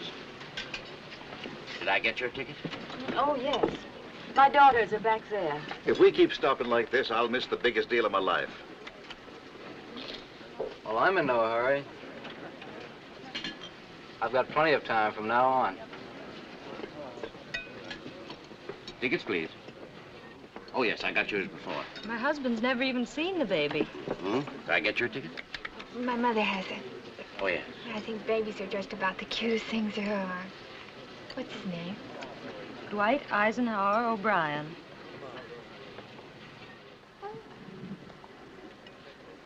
And after the Germans came... Ticket, please. And after the Germans came, We did not get any milk or any meat at all. I think this business of serving only 2 meals a day on these trains is simply outrageous. Tickets, please. Conductor, can't we do anything to get this train going? I wish we could, but those supply trains have the right of way. Well, we're going to meet my pop. He's in the Army, and if this train is late, we may not see him before he leaves. But don't you think those tanks had better get through if you want him to come back?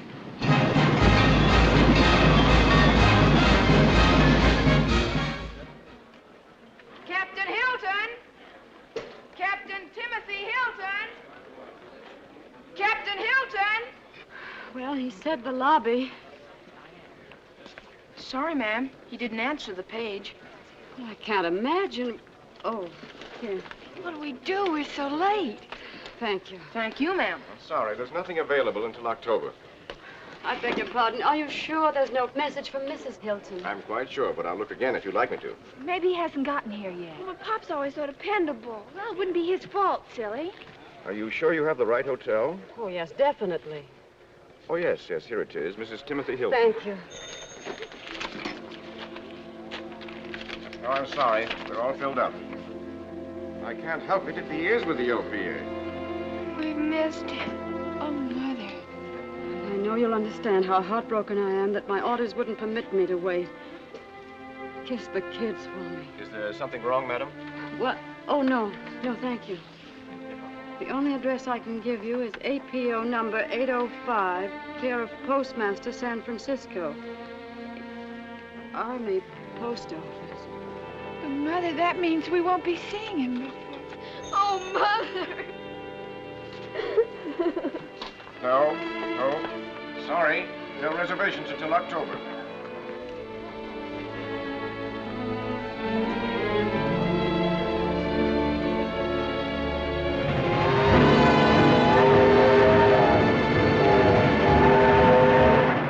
When I come back, we'll live a life of ease. Seems kind of tough now to say goodbye this way. But Papa's gotta be rough now so that he can be sweet to you another day. Bye, bye, bye, baby. Don't cry, baby. Shoo, shoo, shoo, baby. Your Papa's off to the 7 seas. I'm afraid she's awfully heavy for you. Oh, no. She's so like my granddaughter. I love holding her. Is she about the same age? No, Mary is almost 30 now. She's a nurse. Here, let me show you her picture. Oh, she's pretty. Where is she now? I really don't know. You see, she was at Corregidor. Oh, I'm so sorry. Mother, won't you let me do something now? Can I? Oh, Jane, please, darling, not again. I'm so hot and so tired. But just for the summer, Mother. I could be a nurse's aide, maybe.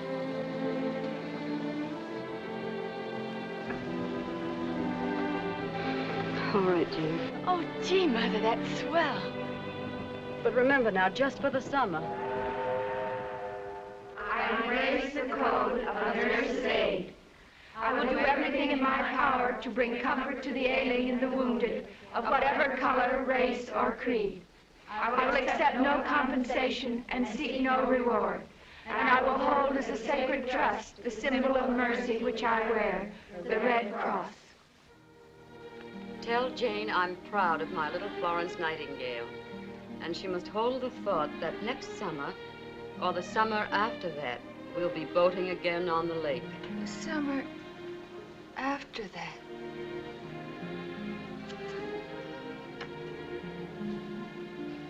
And tell Brig that her candy is all the sweeter because she made it. But I'm worried about your ration points. You mustn't waste them on me. Waste them on Pop. He's thinking of us, darling. We get everything we could possibly want. And don't tell Fidelia, but the grub is wonderful.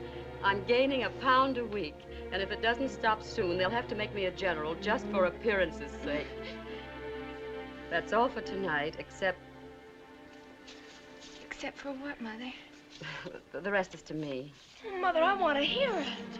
Can't I have any privacy at all? It's just for Mother, Brig. Didn't you hear? All right. Oh, you can hear it. It's not that secret, silly. That's all for tonight, except to say that come war, come jungles, come Japanese, they're all so easy to take. Because at the end of this, my darling, I know there waits for me your love. There. Are you satisfied?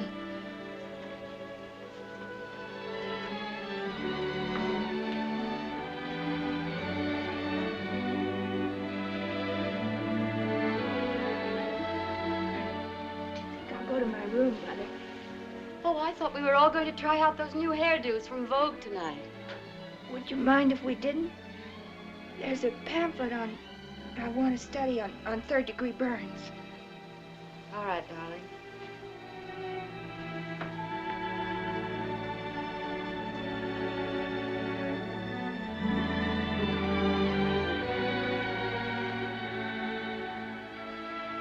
We can try them, Brig. I think it's high time something was done about your hair anyway. If you want to, Mother. Provided you'll let me. Now, don't start making deals with me. Well, I mean, how old do you think I could look if my hair was up? Well, let's see. I should say just about the same age. Oh, but nicer, maybe. Why? Oh, Mother, it's just terrible. My not doing anything about the war at all. It seems to me you've rolled bandages, you've collected salvage, and you yourself told me you've sold more war stamps than any other girl in your class. Not that that's any surprise to me. Oh, but that's all kid stuff. It's no such thing. I know it's important, but... Oh, Mother, I miss Pop. Something awful.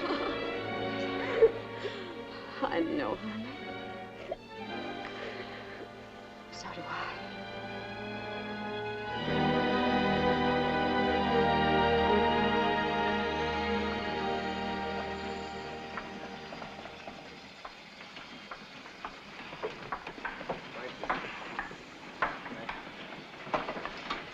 Thanks, Toots. Ice cream?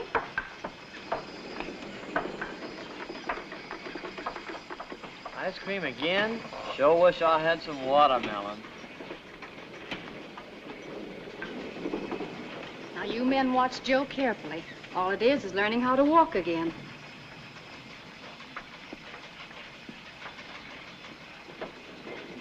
Thanks, kid. Hey, got any tutti frutti? Sorry. We only have vanilla. Oh, gee, we never have no tutti frutti.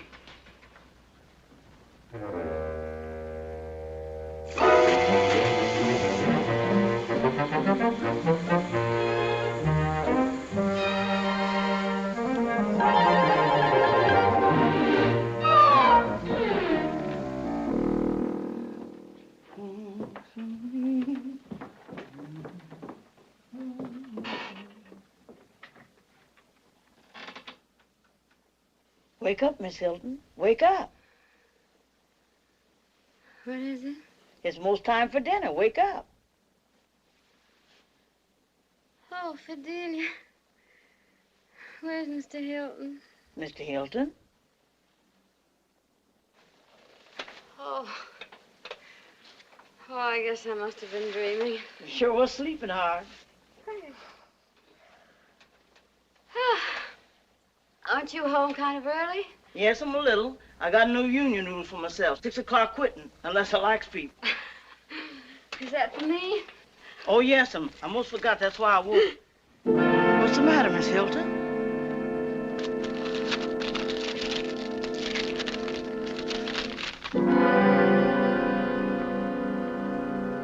Oh. What is it, child? Miss Hilton! Jane! Ray! Come quick! Miss Hilton!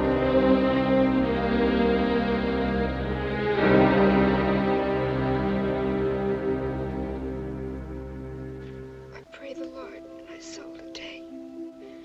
And God bless Pop and Mother and Jane and Fidelia and Uncle Tony and Soda. And please, God, make Pop safe. Oh, I know he is safe. You wouldn't let anything happen to him. But please, make him safe anyway. Amen. Make Pop safe.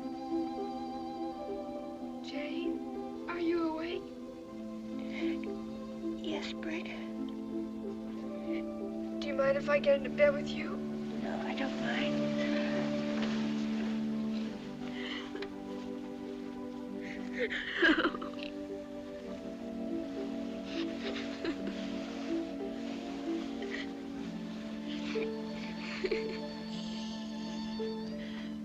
Don't let Mother hear you.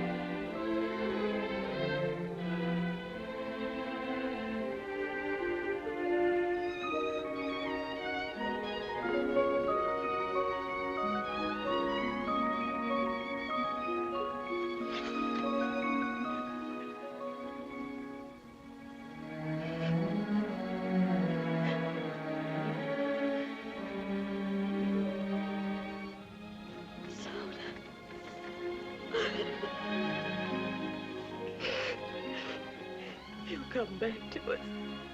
He'll come back.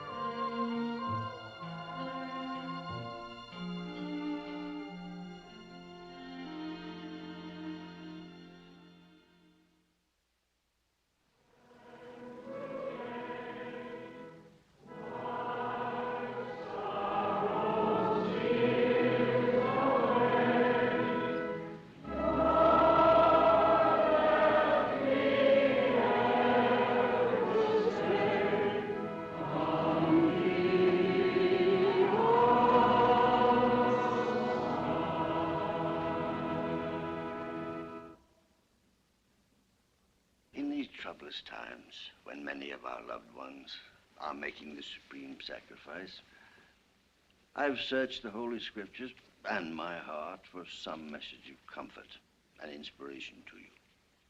On other occasions, I've quoted from St. John and the prophet Zechariah. I've reminded you of the 23rd Psalm, thy rod and thy staff, they comfort me. Today, I offer you the words of a Maryland lawyer of another day when Americans were fighting to preserve their sacred heritage of liberty. Oh, thus be it ever, when free men shall stand between their loved homes and the war's desolation. Blessed with victory and peace, may the heaven-rescued land praise the power that hath made and preserved this nation. Then conquer we must, when our cause it is just, and this be our motto: in God is our trust. Now, those words have become the last stanza of our national anthem.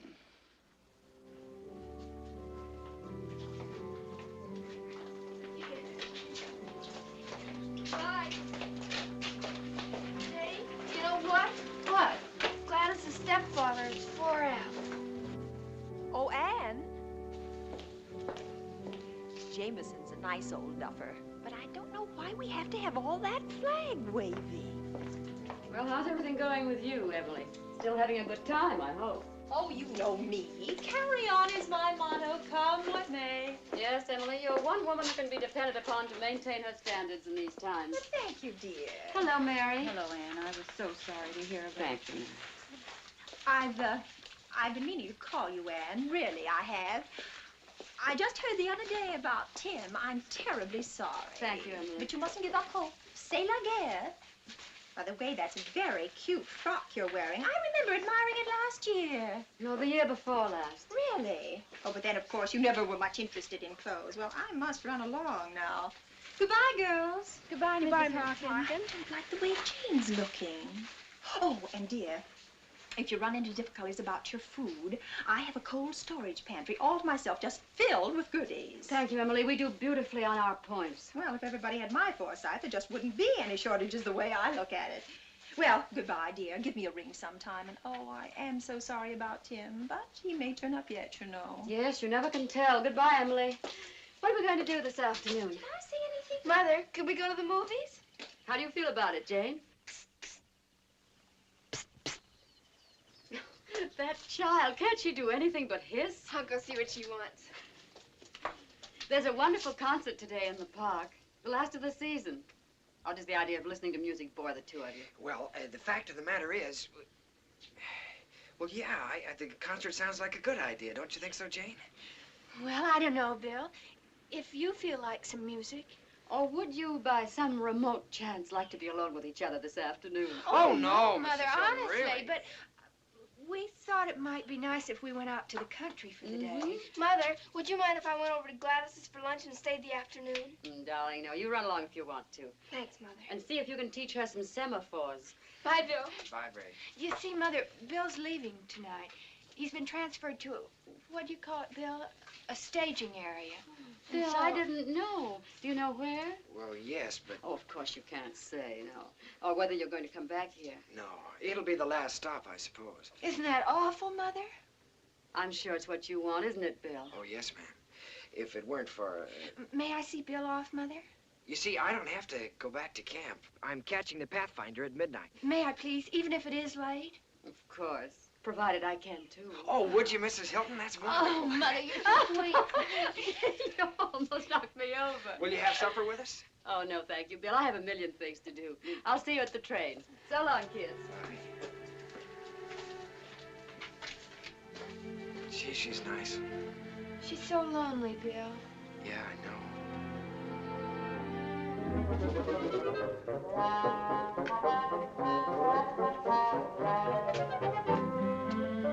Having difficulties, Colonel? Hello, Mrs. Hilton. Do you by any chance know where I might get some shoe polish that isn't made of old sausage? Wish I could get some sausage that isn't made of old shoe polish. Speaking of sausage, could I fix you a little cold lunch? Well, that would be very nice. Very nice indeed. I had intended going downtown as usual, but I was a bit tired. You mean you haven't had any breakfast? I know. The fact of the matter is, I don't like breakfast on Sundays. But why not? Oh, I see. You mean that since you called off your deal with us for breakfast, you just sit right down over there, and I'll have it ready for you in a jiffy. This is kind of you. I'd better clean up a bit. Why don't you do it right here? Thank you. I'm very sorry I had that little run-in with your daughter. Jane? Oh, it was her fault, I'm afraid. That may be, but there is no excuse for my own boorishness. Let's forget it, shall we? Salad and milk? Fine, fine, anything. Mrs. Hilton. Yes? I would like to say that I admire very much the manner in which you've taken the recent news about your husband. Well, I'm afraid that underneath I'm perhaps not quite so courageous. Then it's all the more admirable. Fortitude is easy when there is no feeling. Aren't you having something? No, thank you. I'm not hungry. Colonel, may I say something? Anything. I think it's a pity about you and Bill.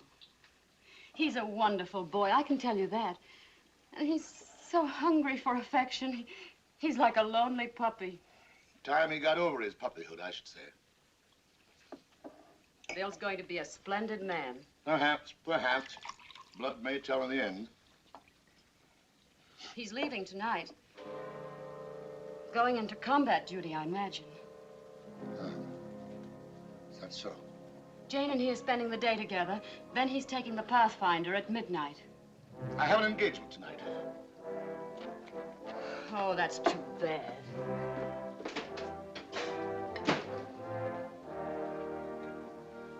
Your grandson's going off to war. But I don't suppose that's of any importance to you. If you'll excuse me. Mrs. Hilton. Yes? I don't want you to think that I'm any more ruthless and hard-hearted than is the case. I do have an engagement, an important one, with a British Army mission that's only here for the day. Here's the wire from them. There's nothing I can do. Oh, I'm terribly sorry. I'm sorry for Bill and for you. Perhaps I can finish in time. In which case... You'll be at the station? I'll try. I'll try my best. But if I can't, would you wish the boy luck for me? Of course I will. Oh, it'll mean a great deal to him, I know. And thank you very much for the lunch. Will you give us another chance at breakfast? On the house? Well, of course I will. Delighted, I'm sure. Good afternoon, Colonel. Wonderful woman. Wonderful woman.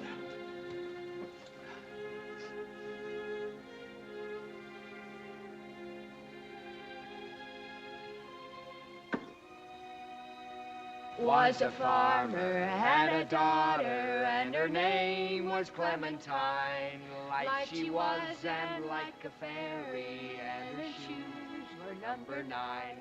Oh, my darling, oh, my darling, oh, my darling Clementine. That you are and gone forever, dreadful sorry, Clementine.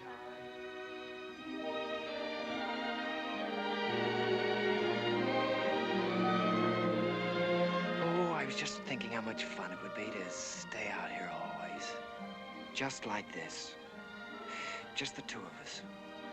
Oh, Bill, if we only could.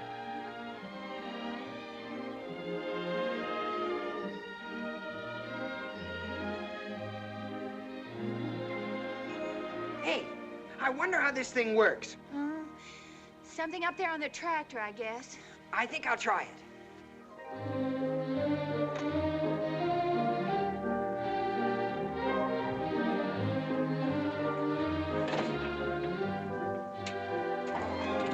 Hey, this looks like a cinch. Sit tight and I'll give you a ride.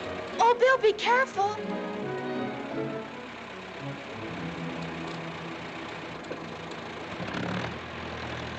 Oh, Bill! Bill, stop! Farmer in the dell, the farmer in the dell. Oh! Bill! Bill!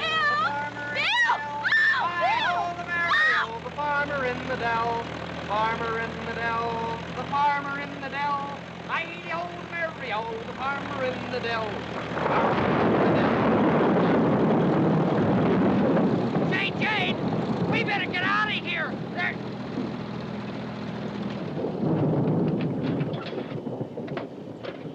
Jane! Jane! Where are you? Jane! I'm right here, you darn fool. Oh, Jane, I'm sorry. What happened?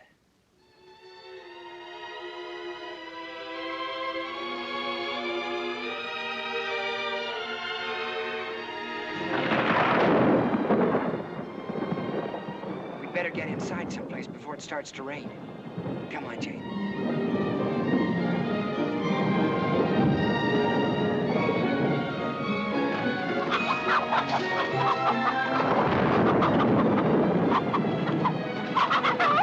Oh, boy, we certainly made that just in time. Ho-ho!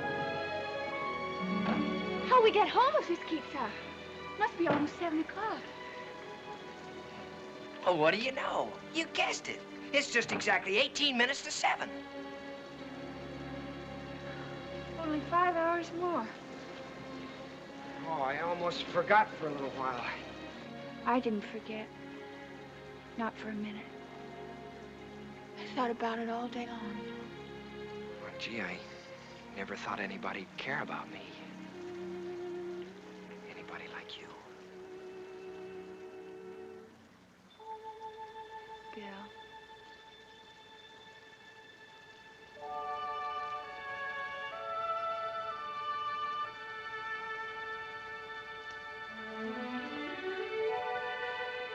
Oh, Jane, I don't want to leave you. Won't be for long, darling. Might be for months or years, maybe. Doesn't matter. I'll be thinking about you all the time. Someday the war will be over. Then we can be...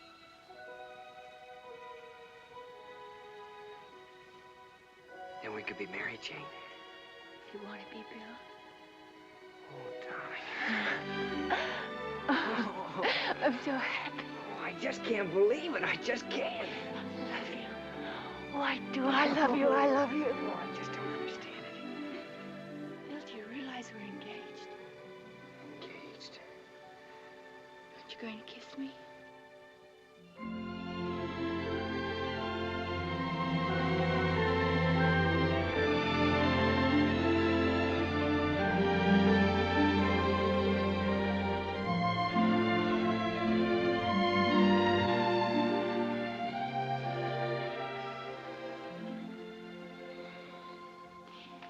There's just one thing I want more than anything else in the world.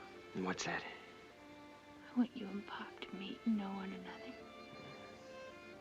I hope he'll like me.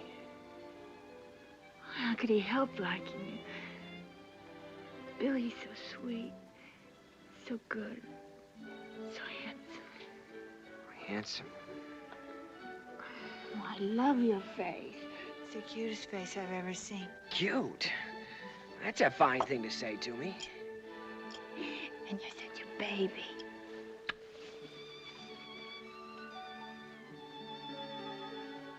Look, the rain stopped. Oh, isn't that too bad? Yes. Oh, it's awful, but we better get started back. We've got to make that train now. Yeah, I guess you're right. Gee, I hope you didn't catch the flu out here in the storm. Now, don't you start worrying about me or I'll break our engagement. Oh, you have the prettiest hair. I'll bet no other nurse's aide has hair like that. Lots of them have. Prettier, too. Well, they don't have as pretty eyes then. Prettier. Well, noses then. Lots prettier. I don't believe it. Well, I'll tell you one thing they don't have. What? They don't have anybody as precious as you to take them out to the country.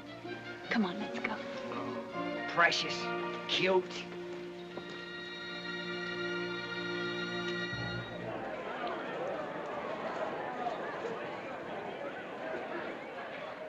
New York Central Train number 2, the Pathfinder, leaving at 12:01 for Buffalo, Rochester, Syracuse, Utica, Albany, and New York on track number 4. Just let me look at you, darling. This picture I'll carry with me always. Now go. And don't even look back.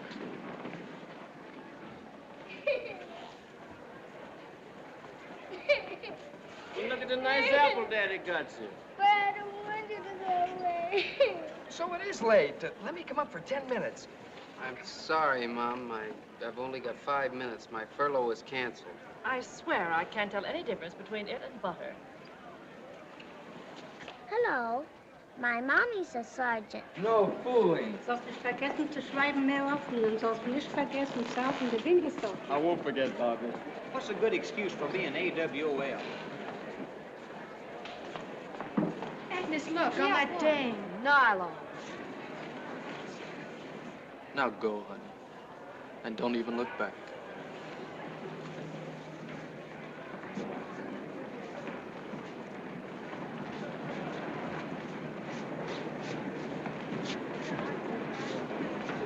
Oh, 5 months' pay. Give me some war bonds. Plenty of them. Jane. What, Bill? Nothing, just Jane. Silly. Suits me if they tax me 100%. Oh, yeah? I was just thinking. So was I. What if there's some place where we can go free where we don't have to dance with hostesses? In 15 minutes, you'll be gone. I know. I'll meet you in New York. You will? And we'll get married, and I'll have a baby. Oh, boy, that sounds wonderful. We'll get married and I'll have a baby. We'll do it. The day the war's over. No, I mean tomorrow. Or Tuesday. Oh, gee, Jane, we couldn't do that. Yes, we could, and we will. You could and you will what? Now, don't tell me you two are having an argument. Fine thing, I must say, 10 minutes before train time. Well, you see, Mother, It doesn't make any sense, Jane. What doesn't make any sense? All right, don't tell me then. Jane, would you get Bill some magazines? He doesn't need any magazines. You don't need any magazines. Well, then some newspapers or cigarettes or anything. But, Mother, why? Because I want to talk to Bill. Oh. I'll be finished by the time you get back, I promise. All right. I'm sorry to break in on these last minutes, Bill. Well, I hope you're not worried over what we were talking about, Mrs. Hilton. I told Jane... You don't have to tell me. I wanted to talk to you about your grandfather. Oh, him. The Colonel was very upset about your leaving. I could tell. How did he know I was leaving? Did you tell him? Oh, yes. I hope you don't mind. Oh, it doesn't make any difference. Not to him, it doesn't. Your grandfather loves you very deeply. Well, then why wasn't he down here to see me off? I think he'll still make it. He said he was going to try, and I believe him. Well... He said if he didn't, to wish you luck. He did? Isn't there something you want me to say to him? Well, maybe you could tell him that, well, tell him that I'm a Smollett, all right, and before this thing is over, I'll make him proud of me yet. Gee, that's a grandstand speech for you. No, it isn't. It's the very nicest gift you could give him. Bill, when you come back, we'll be waiting for you, all of us, the whole family. Oh, thanks, Mrs. Hilton. Gee, I hope Jane doesn't bring me back any mystery magazines. I can't follow them. Oh, here she is. Have you finished now, Mother? I tried to get you some mystery magazines, but they're all sold out. Oh, thanks. You see how lucky you are? What do you mean? Never mind. Goodbye, Bill. Where are you going, Mother? I'll wait for you at the soda fountain. You two finish your argument, whatever it was. Oh, we weren't arguing, Mrs. Hilton. Oh, no. Well, you were giving a pretty good imitation of it. So long. Goodbye, Mrs. Hilton. Oh, Mrs. Hilton. I know everything's going to be all right about Mr. Hilton. Gate number 2 now open for the Pathfinder, leaving at 12:01 a.m.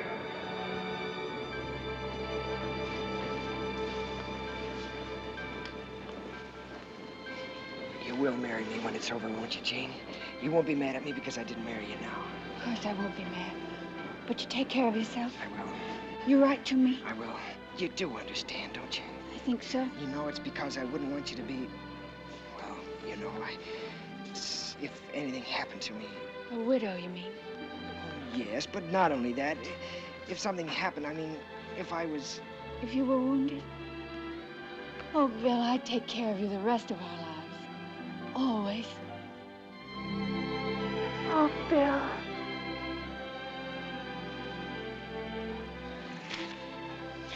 Gee, we're being silly. Maybe I'll be sent to Bermuda or someplace. I don't think so. Why, Jane? Because you're going to really show them. And you know where we'll go when we're married? Where? Right up to West Point, that's where. And you'll show them your medals. More? Better get on.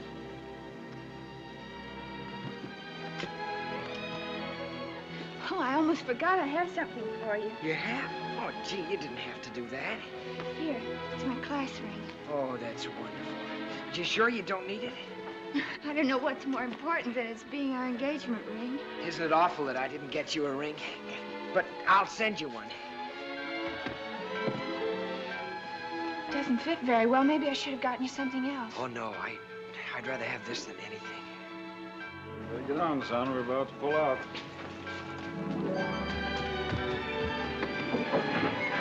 Hurry up, Sonny. Go ahead, Bill.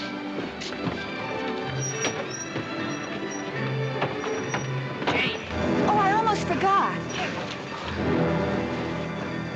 Have your picture taken as soon as you get there and send me one. I will.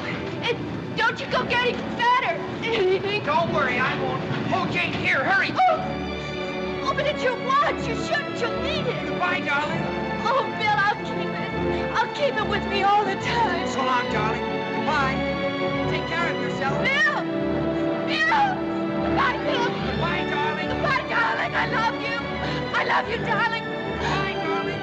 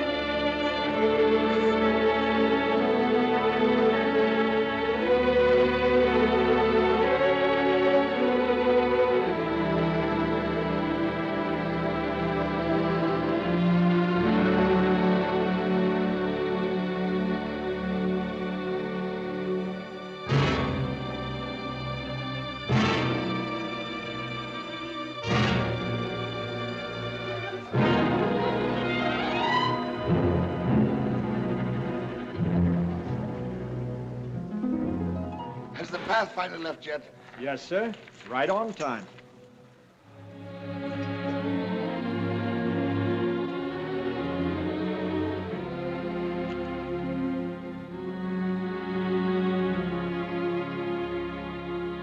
Was a farmer, had a daughter, and her name was Clementine. Light she was and like a fairy, and her shoes were number 9. Drove she ducklings to the water every morning just at 9. Hit her foot against a splinter, fell into the foaming brine. Oh, my darling, oh, my darling, oh, my darling Clementine. You are lost and gone forever, dreadful sorry Clementine, dreadful sorry Clementine.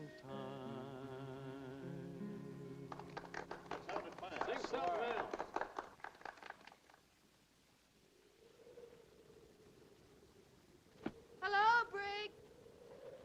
Hi, Jane. Wait for me. I'll be there in a minute. Now, Gladys, don't forget you're to go to the Jacksons and pick up those big empty paint cans they have there. I'll see you tomorrow. How are things at the hospital? Oh, fine. How's school? Oh, same old bore. Young girls should get an education. Is that so? I didn't notice you dashing off to college. I'll go to college eventually. Please, Mother. We couldn't afford it now anyway. Maybe Bill and I'll go together after we're married. Fat chance. Mrs. William Smollett II, queen of the freshman hop. Oh, look at Soda. He's got some new playmates. Hello, Soda. Jane, what have you heard from Bill? Oh, he's fine. I think he expects to see action any day now. Wouldn't it be fun to go back there on your honeymoon and visit all the places where he's fought? I don't think so. I want to get a little place all by ourselves. Just as far away from all that as... Well, what about a houseboat on the Nile? Or I know, a cottage on the beach at Waikiki. You go surf riding and... Jane, will you take me along? Oh, Brig, how can you be so infantile? Oh, all right. I'll be getting married myself someday. And you'll be looking for an invitation from me. And then you'll be sorry you were so snooty about it. Well, come on in, Soda, if you're coming. Hello, girls. Oh, hello, Mother. Hello, Mother. Oh, Brig, well, would you mind checking the oven for me? I've been making cookies. Oh, Mother, do I have to? Do as Mother asks, Brig. Oh, all right. Jane, dear, come into the living room. I'd like to talk to you. What's the matter, Mother? Well, mayn't I talk to you if I want to? Well, of course, but you sound so strange. Oh, do I? I'm sorry. I don't mean to. What is it? Why couldn't Brig hear? Is that why you sent her? Not about Pop. No. Sit down, darling. Jane, dear, I'm terribly proud of the way you've grown up. I'm sorry Pop missed it. Oh, is that all? It's sweet of you, Mother. No, dear, it isn't. Oh, it's so wonderful being at the hospital. I wish you could come and visit. I will. But some of it's so sad. If you could see those boys. And they're so cheerful, most of them. I know. They have such courage. I like to think that you have that kind of courage, too, darling. What are you trying to tell me? That when a man goes off to war, we have to be... Bill! The telegram came just a few minutes ago. It was addressed to you, but I opened it. Did it say he was missing, or what? I don't care if he's wounded. I don't care what's happened to him, if only... No, dear, it said he died in action at Salerno. Oh, it couldn't be. It couldn't be. It could be a mistake, couldn't it, Mother? I've heard that sometimes they get the names mixed up. No, honey, you mustn't fool yourself. That would be the worst thing of all. You've got to face it, as hard and cruel as it is. Yes, I know. I've known it all along. Oh, Mother. Cry, darling. Cry your heart out.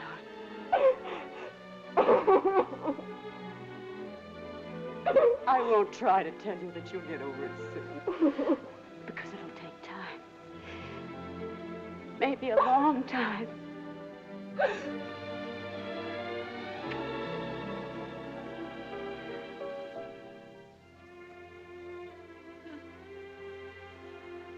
No, I won't cry.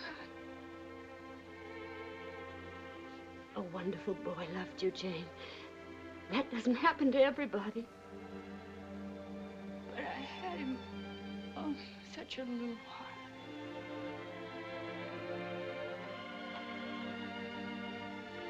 I'll go help with supper. There's chicken fricassee, just the way you like it. Sounds fine. Isn't it funny? We were just talking. Brig was just saying about our honeymoon. Oh, my baby. My poor baby. He struggled so hard to be a soldier because I insisted on it. I, in my infinite wisdom. He would have been a soldier anyway as things turned out. Yes, but all he learned from me was the glory, the decorations, the parade. Bill had character and courage. I know you gave him those. I hope so. He loved you. Mrs. Hilton, I'm not a child. He hated me. To whom did that telegram come? Why, he didn't even list me as next of kin. The telegram came to Jane because they were to be married. Oh, I didn't know, of course. I should have told you before. Colonel, if only you could believe that he loved you. Don't you remember the message he sent to you? That he was a Smollett, all right. And before the war was over, you'd be proud of him. He did say that, didn't he? Yes, I am proud of him. My only grandchild had to die before I... Come in.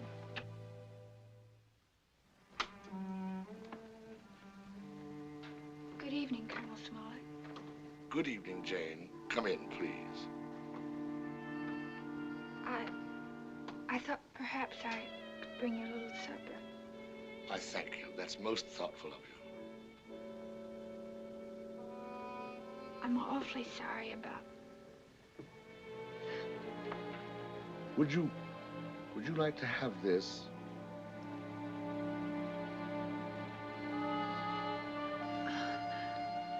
I think he'd rather you...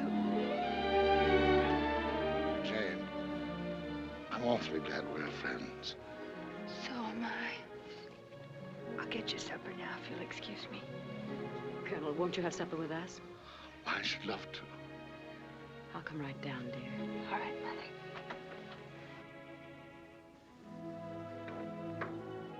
And I might have had that wonderful child as a granddaughter. Bill was fortunate to have known her. Bill deserved her. He was such a good boy. Yes, I dare say. The good die first, and they whose hearts are dry as summer dust burn to the socket.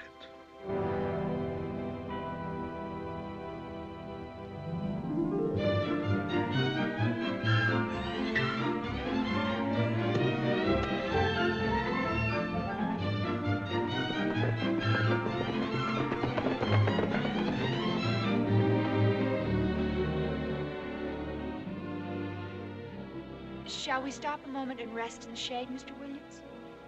I can't imagine anything more pleasant than being out here, can you? Or do you miss the water? I love to sail myself, so I can understand it if you do. I hate it. I never want to see the ocean again. Would it help you to talk about it? I hate the ocean. Of course you do, I understand. It's almost time for your lunch. Dr. Golden will be awfully angry with me if you're late. He's taken a great interest in you, you know.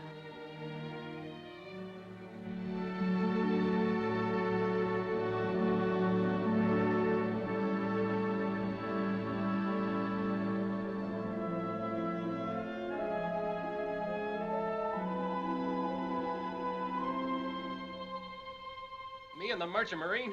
That was a joke in the first place. I've always hated the water, ever since I was a kid. But most boys love the water. They love to swim. I couldn't swim. And one day my brother Jimmy pushed me off the pier. And then he had to pull me out. He was always laughing at me and telling me not to be yellow. He told me not to be yellow when our ship was hit. That was the last time I ever saw him. You're not a coward, Danny. Fear's normal. We'll help you to understand that. And when you do, you won't be afraid of the water. You won't even be afraid of being afraid. Rest a while, Danny. You're a fine boy.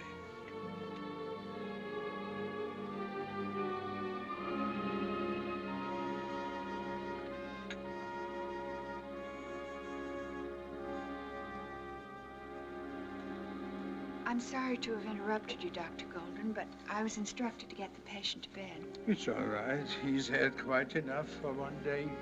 Doctor, will Mr. Williams be all right? In time. These fine young men, they must have another chance at life. And we must work to give it to them.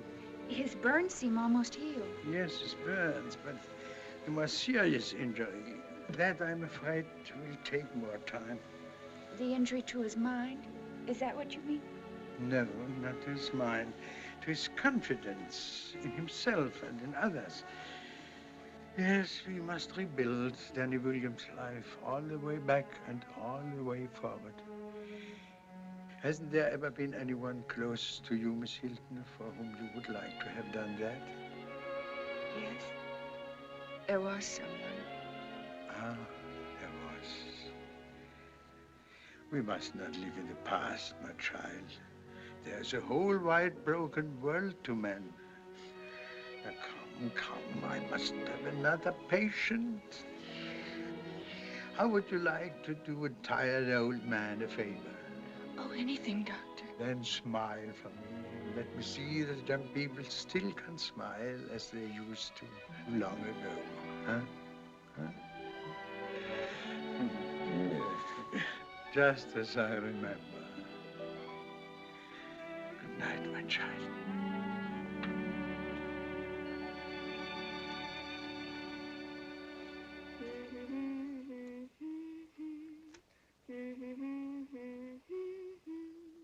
Happy birthday to you. Happy birthday to you. Happy birthday, dear Colonel. Happy birthday to you. Thank you, Mrs. Hilton. Thank you, Jane. Thank you, Brigg. And thank you, Fidelia, for the beautiful cake. Better wait till you taste it, Colonel. I don't know how it's going to be. It's kind of an experimentation. Now you make a wish. And remember, if you want it to come true, you have to blow out all the candles with one breath. Really? All of them? Yes, indeed. Oh, don't you think we might allow the Colonel 2 breaths, Brigg? No special dispensations are necessary. Oh, no special dispensation. Now you have to get the first piece. Really, Bridget, I wasn't born yesterday. There are a few things that I do know. Bridget, he's here again. Soda, get down. Come here. I don't understand it. He never does that with anybody else. He's apparently very devoted to you. I can assure you I've taken every conceivable step to discourage his affection. Oh, I wonder who that could be. Is you anticipating callers, Miss Hilton? I'll answer it, Fidelia. Don't you bother. You're busy.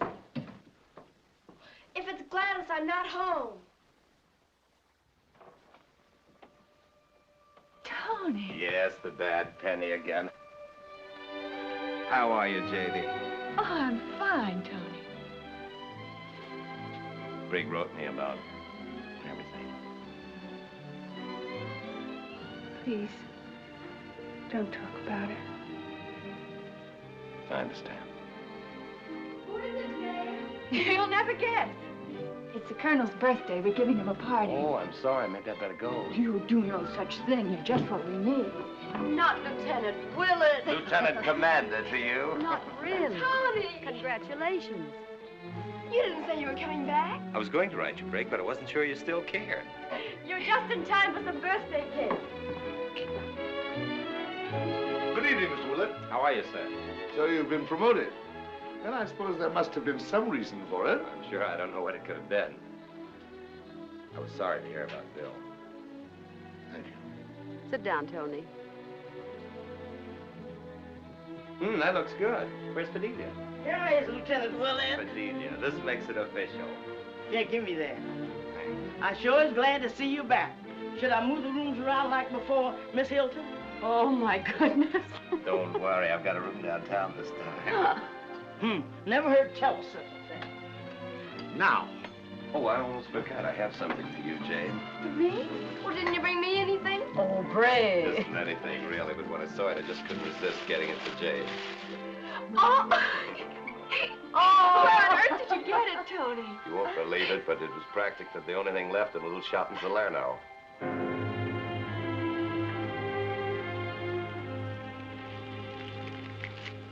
I'm sorry, Jane. I didn't know where.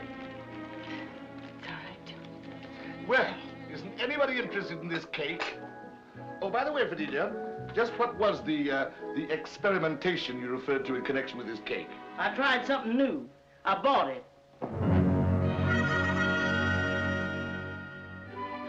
Now, you can clearly see there's nothing in the handkerchief, correct? Nothing at all that meets the human eye. I'll show you both sides, so you'll be sure I'm not holding back anything. Correct, Brigg? Well, I suppose there's something there, all right, but I'll play along. How about you, sir? It's clear there's nothing in that handkerchief. You don't need to labor the point further. Tiresome, isn't it? Watch. Presto, changeo. I get it. I think I'd like to learn that trick, Mr. Willett. Might amuse some of the dodos down at the Army and Navy Club. I'd be honored, sir. Good evening, Brigg. Oh, hello, Is your Mrs. mother at home? Yes, Mother's home. That sounds like your favorite woman. Mrs. Hawkins, that voice has haunted me all the way across the Atlantic. Hello, Emily. I haven't seen you in Hello, ages. Ann, dear. Good evening, Lieutenant Willett. I didn't know you were back in town. Oh, yes. I've learned a new trick. The Navy thought I ought to bring it home. You know, for purposes of morale. I thought you already knew all the tricks, Lieutenant. Touché, as we used to say in Minneapolis. And this I presume is General Smollett. I've heard so much about you. I'm sorry, Emily. I thought you'd met before. No, but I must say I envy you, Anne, having such a distinguished man as your guest. It's I who should be envied, and it is Colonel Smollett, madam. Colonel Smollett, Lieutenant Commander Willett. Oh, I always get those things mixed up. I always say it doesn't matter what a man's rank is. It's his character that counts, don't you think? Hello, Jane.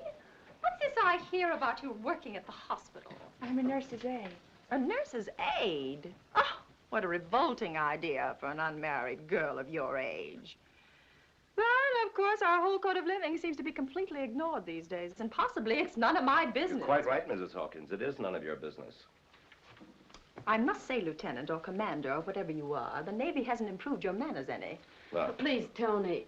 Please, Emily. It's the Colonel's birthday, and we're trying to have a party.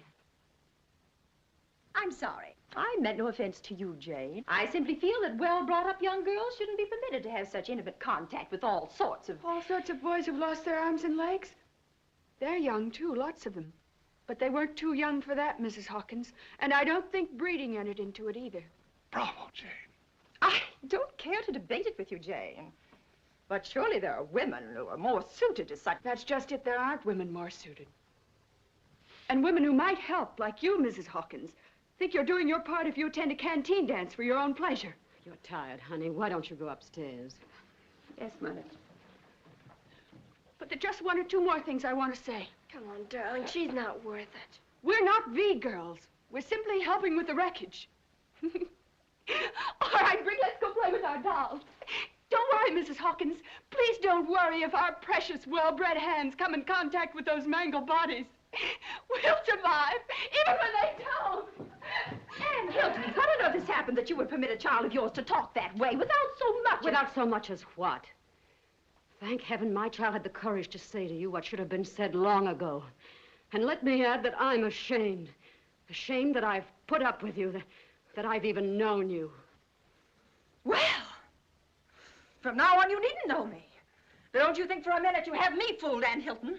I've not forgotten how you felt about your husband joining up. And may I ask, just what other noble sacrifices you've made to give you the privilege of being so self-righteous? I'm afraid that's just it, Emily. I haven't really made any sacrifices. Oh, I haven't hoarded and cheated and done all the other selfish, unpatriotic things that you've done. But as far as making sacrifices, I'm afraid we're two of a kind. And the realization of it doesn't make me very proud or happy. Well. Goodbye, Major.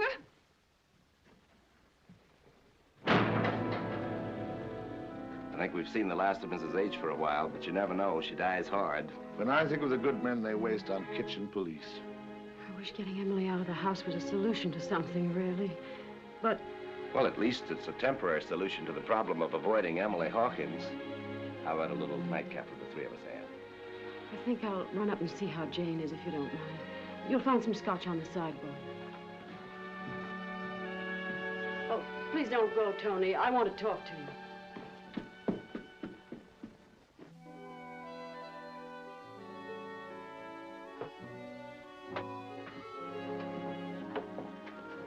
Say when, Colonel? When we're fine.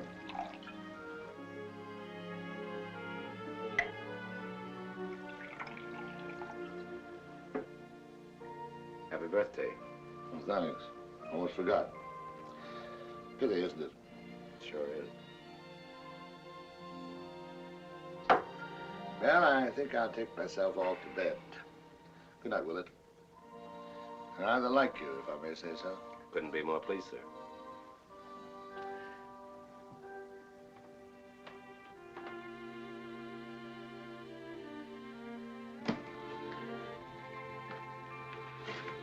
You'll ruin your big toe. Yeah, wouldn't that be awful? I'd never be able to place kick again, poor old Rutgers.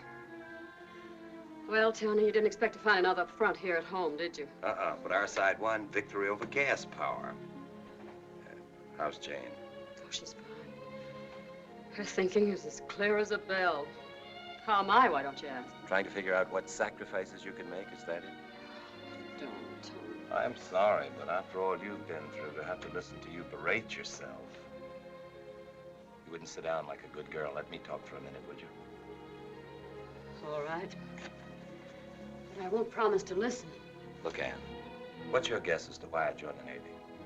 Because you want to do your part, just the way Tim did. Don't kid yourself, I'm no Tim. I joined up because top hats suddenly seemed a little silly, and I wanted to have some fun and excitement.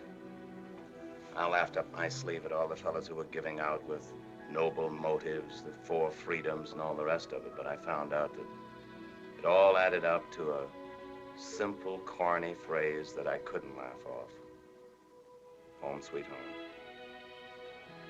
I know. You do know? Listen, Ann, you're doing a swell job here at home, holding things together. Those daughters of yours, they're pretty wonderful. I know Tim's going to be mighty pleased with them. Though I imagine he'll be a bit surprised to see how Jane grew up boom without so much as a by your leave.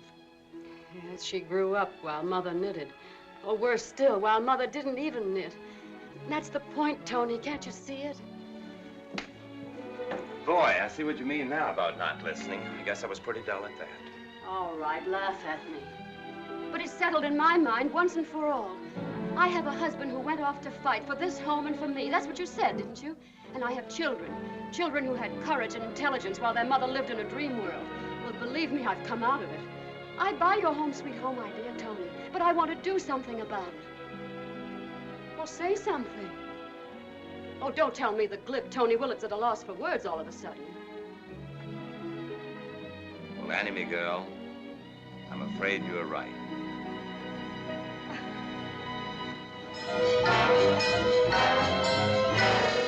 I hope you'll think I was right, too, Tim.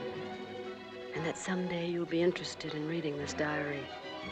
And I hope you won't be too shocked when you hear that I'm actually training for work in a shipyard of all places. Yes, tremendous changes have taken place in the pampered woman who is your wife. It's hard even for me to realize that I'm studying to be a lady welder. I'm doing very nicely, so it seems. Oh, Tim, I love it so. And I have such admiration for all these people. There's one woman I can't wait for you to meet. Her name is nothing like we ever heard at the country club. It's Zofia Kozlovska.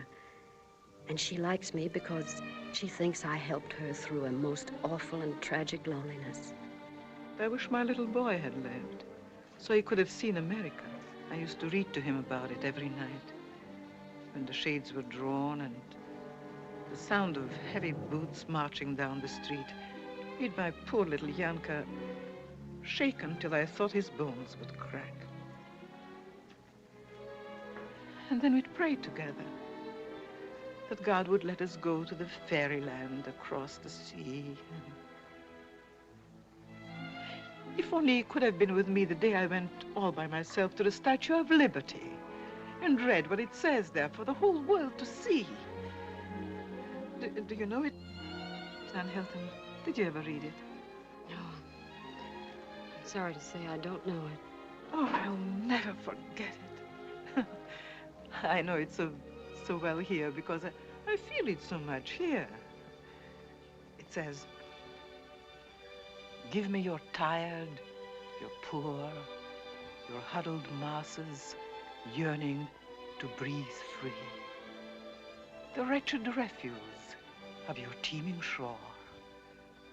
Send these, the homeless, tempest-tossed to me. I lift my lamp beside the golden door.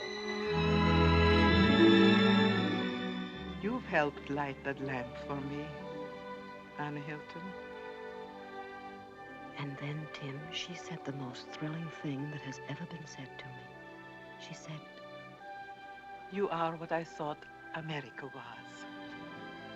What I meant when I prayed with little Yanka. And as in my own small way I help here in the shipyards, I hope I may be worthy of her words. Just as each night I pray that always I may be worthy of those other thrilling words. The first time and every time since that you've said, I love you.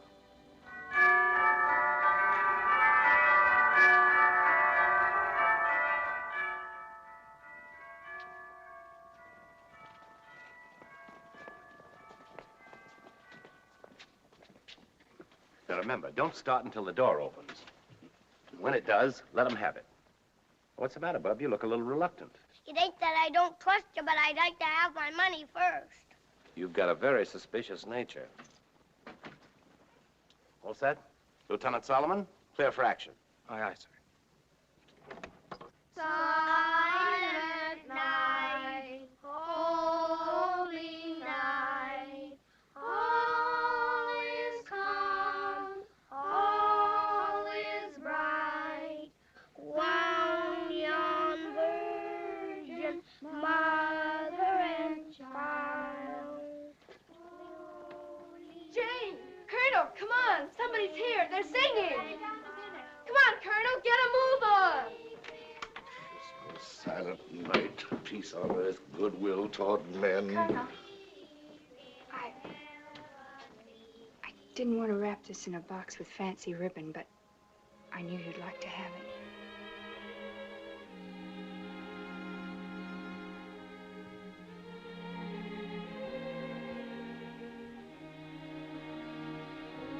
Thank you, Janie. Merry Christmas.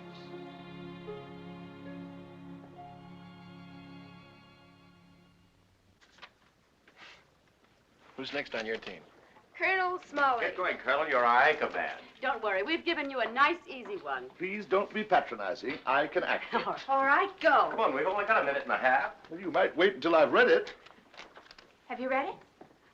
Time. Let's go, Colonel. Anchor's away. That is not it. Please, Colonel. 2 words. Oh, no, it isn't fair to talk. Well, what difference does it make if I say 2 or hold up 2 fingers? Come on, Colonel. Come on, Colonel, it's a half a minute already. Is it an animal of some kind? Come on, Danny Williams. Give them a question. Is it a quotation? Army mule. Oh, they're being very stupid, Colonel. You're giving a wonderful performance. Do something else. Rolling Stone. Soda! Bridget. Bridget. No talking, Colonel. Soda. All right, Colonel. Now, don't get sore. Just try doing once more what you did before, and if we don't guess it, we'll give up. Anybody could guess that. You can't guess, Fidelia. No fair. Oh, we can afford to be generous. Let them have Fidelia on their team. Bottoms up. Thank goodness. Was that it? Certainly that was it. I'm certainly glad you weren't on their team the whole time, Fidelia. We gave them a terrible beating. How'd you guess it, Fidelia? Oh, it weren't nothing. I'm just naturally psychopathic. Come on, don't be nervous. Come on. Mother, Gladys wants to say something. Well, hallelujah. Bring her in. This is Gladys Brown, everybody. She's a friend of mine. Well, come in, Gladys. She wants to say something to you. Come on, Gladys. It isn't hard. Honest. Merry Christmas. Well, she made it anyway. I have big plans for her next year. Yes, she can be the class orator. Come on, everybody. Coffee and sandwiches. Congratulations, sir. I thought you acted very good. Oh, it was nothing really. Oh, Gee, that was fun. The Colonel's a good sport, isn't he? Yes, we all adore him.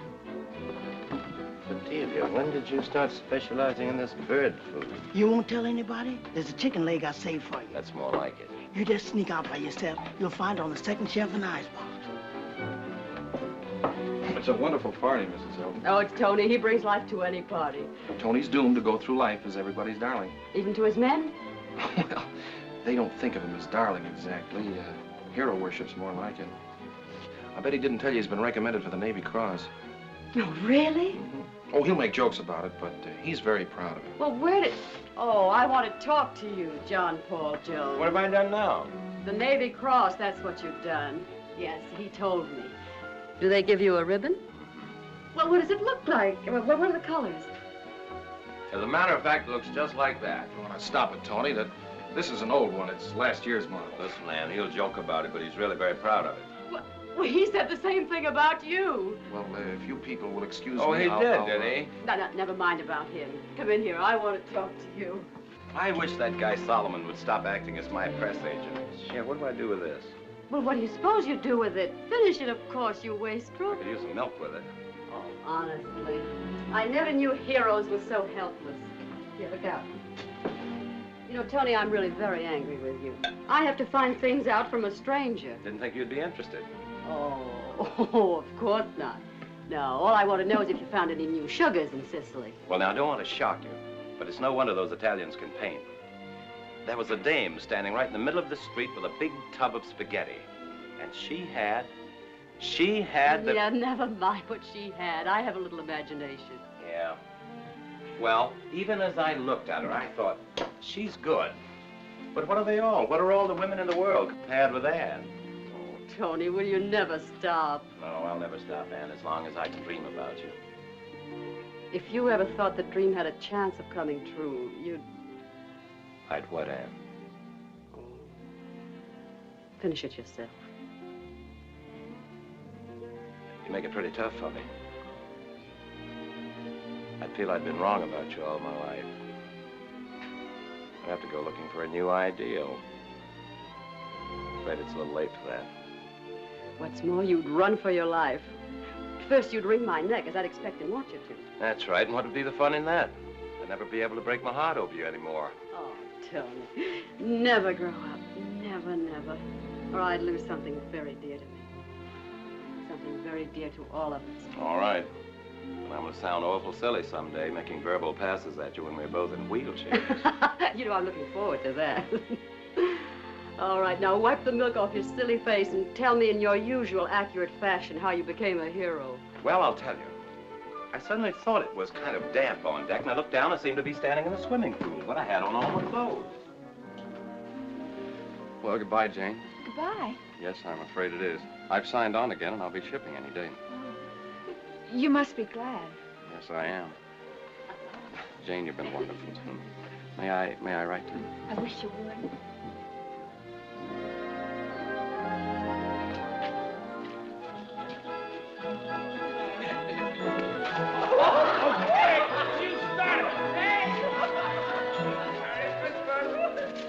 I still contend that if there had been one lone, single, solitary grain of intelligence on our entire team... Oh, Colonel, stop right where you are. What's the matter? And stop blushing. It's an old custom. Well, as I recall the custom, Mrs. Hilton, the ceremony isn't complete until everyone has participated. Thank you, Anne. I haven't had an experience like this in 45 years. Well, Merry Christmas to you all. Merry Christmas, Colonel.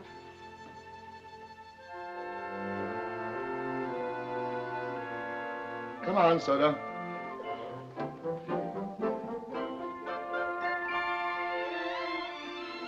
Coming up, Mother? Not for a little while, darling. I have a few things I want to do. Good night. Good night, darling. Good night, Mother.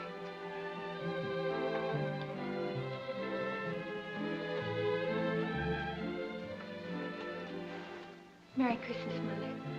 Merry Christmas. Merry Christmas, darling.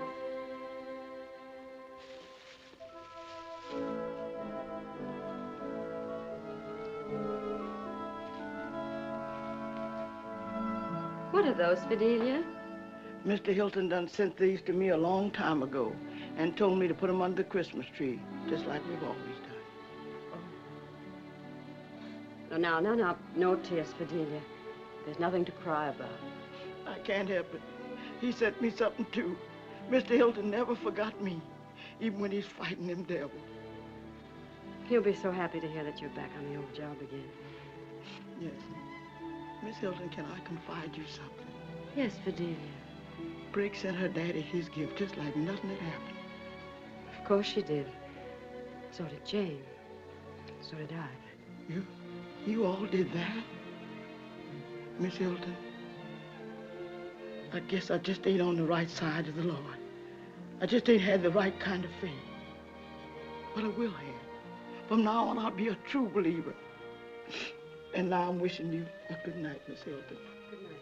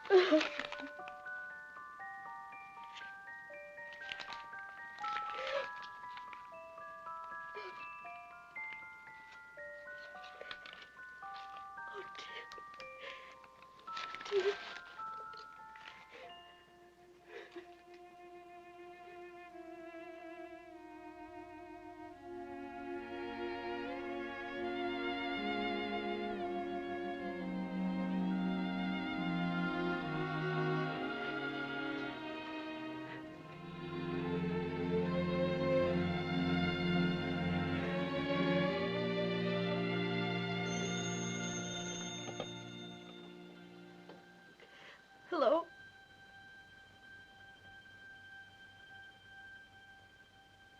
Cablegram.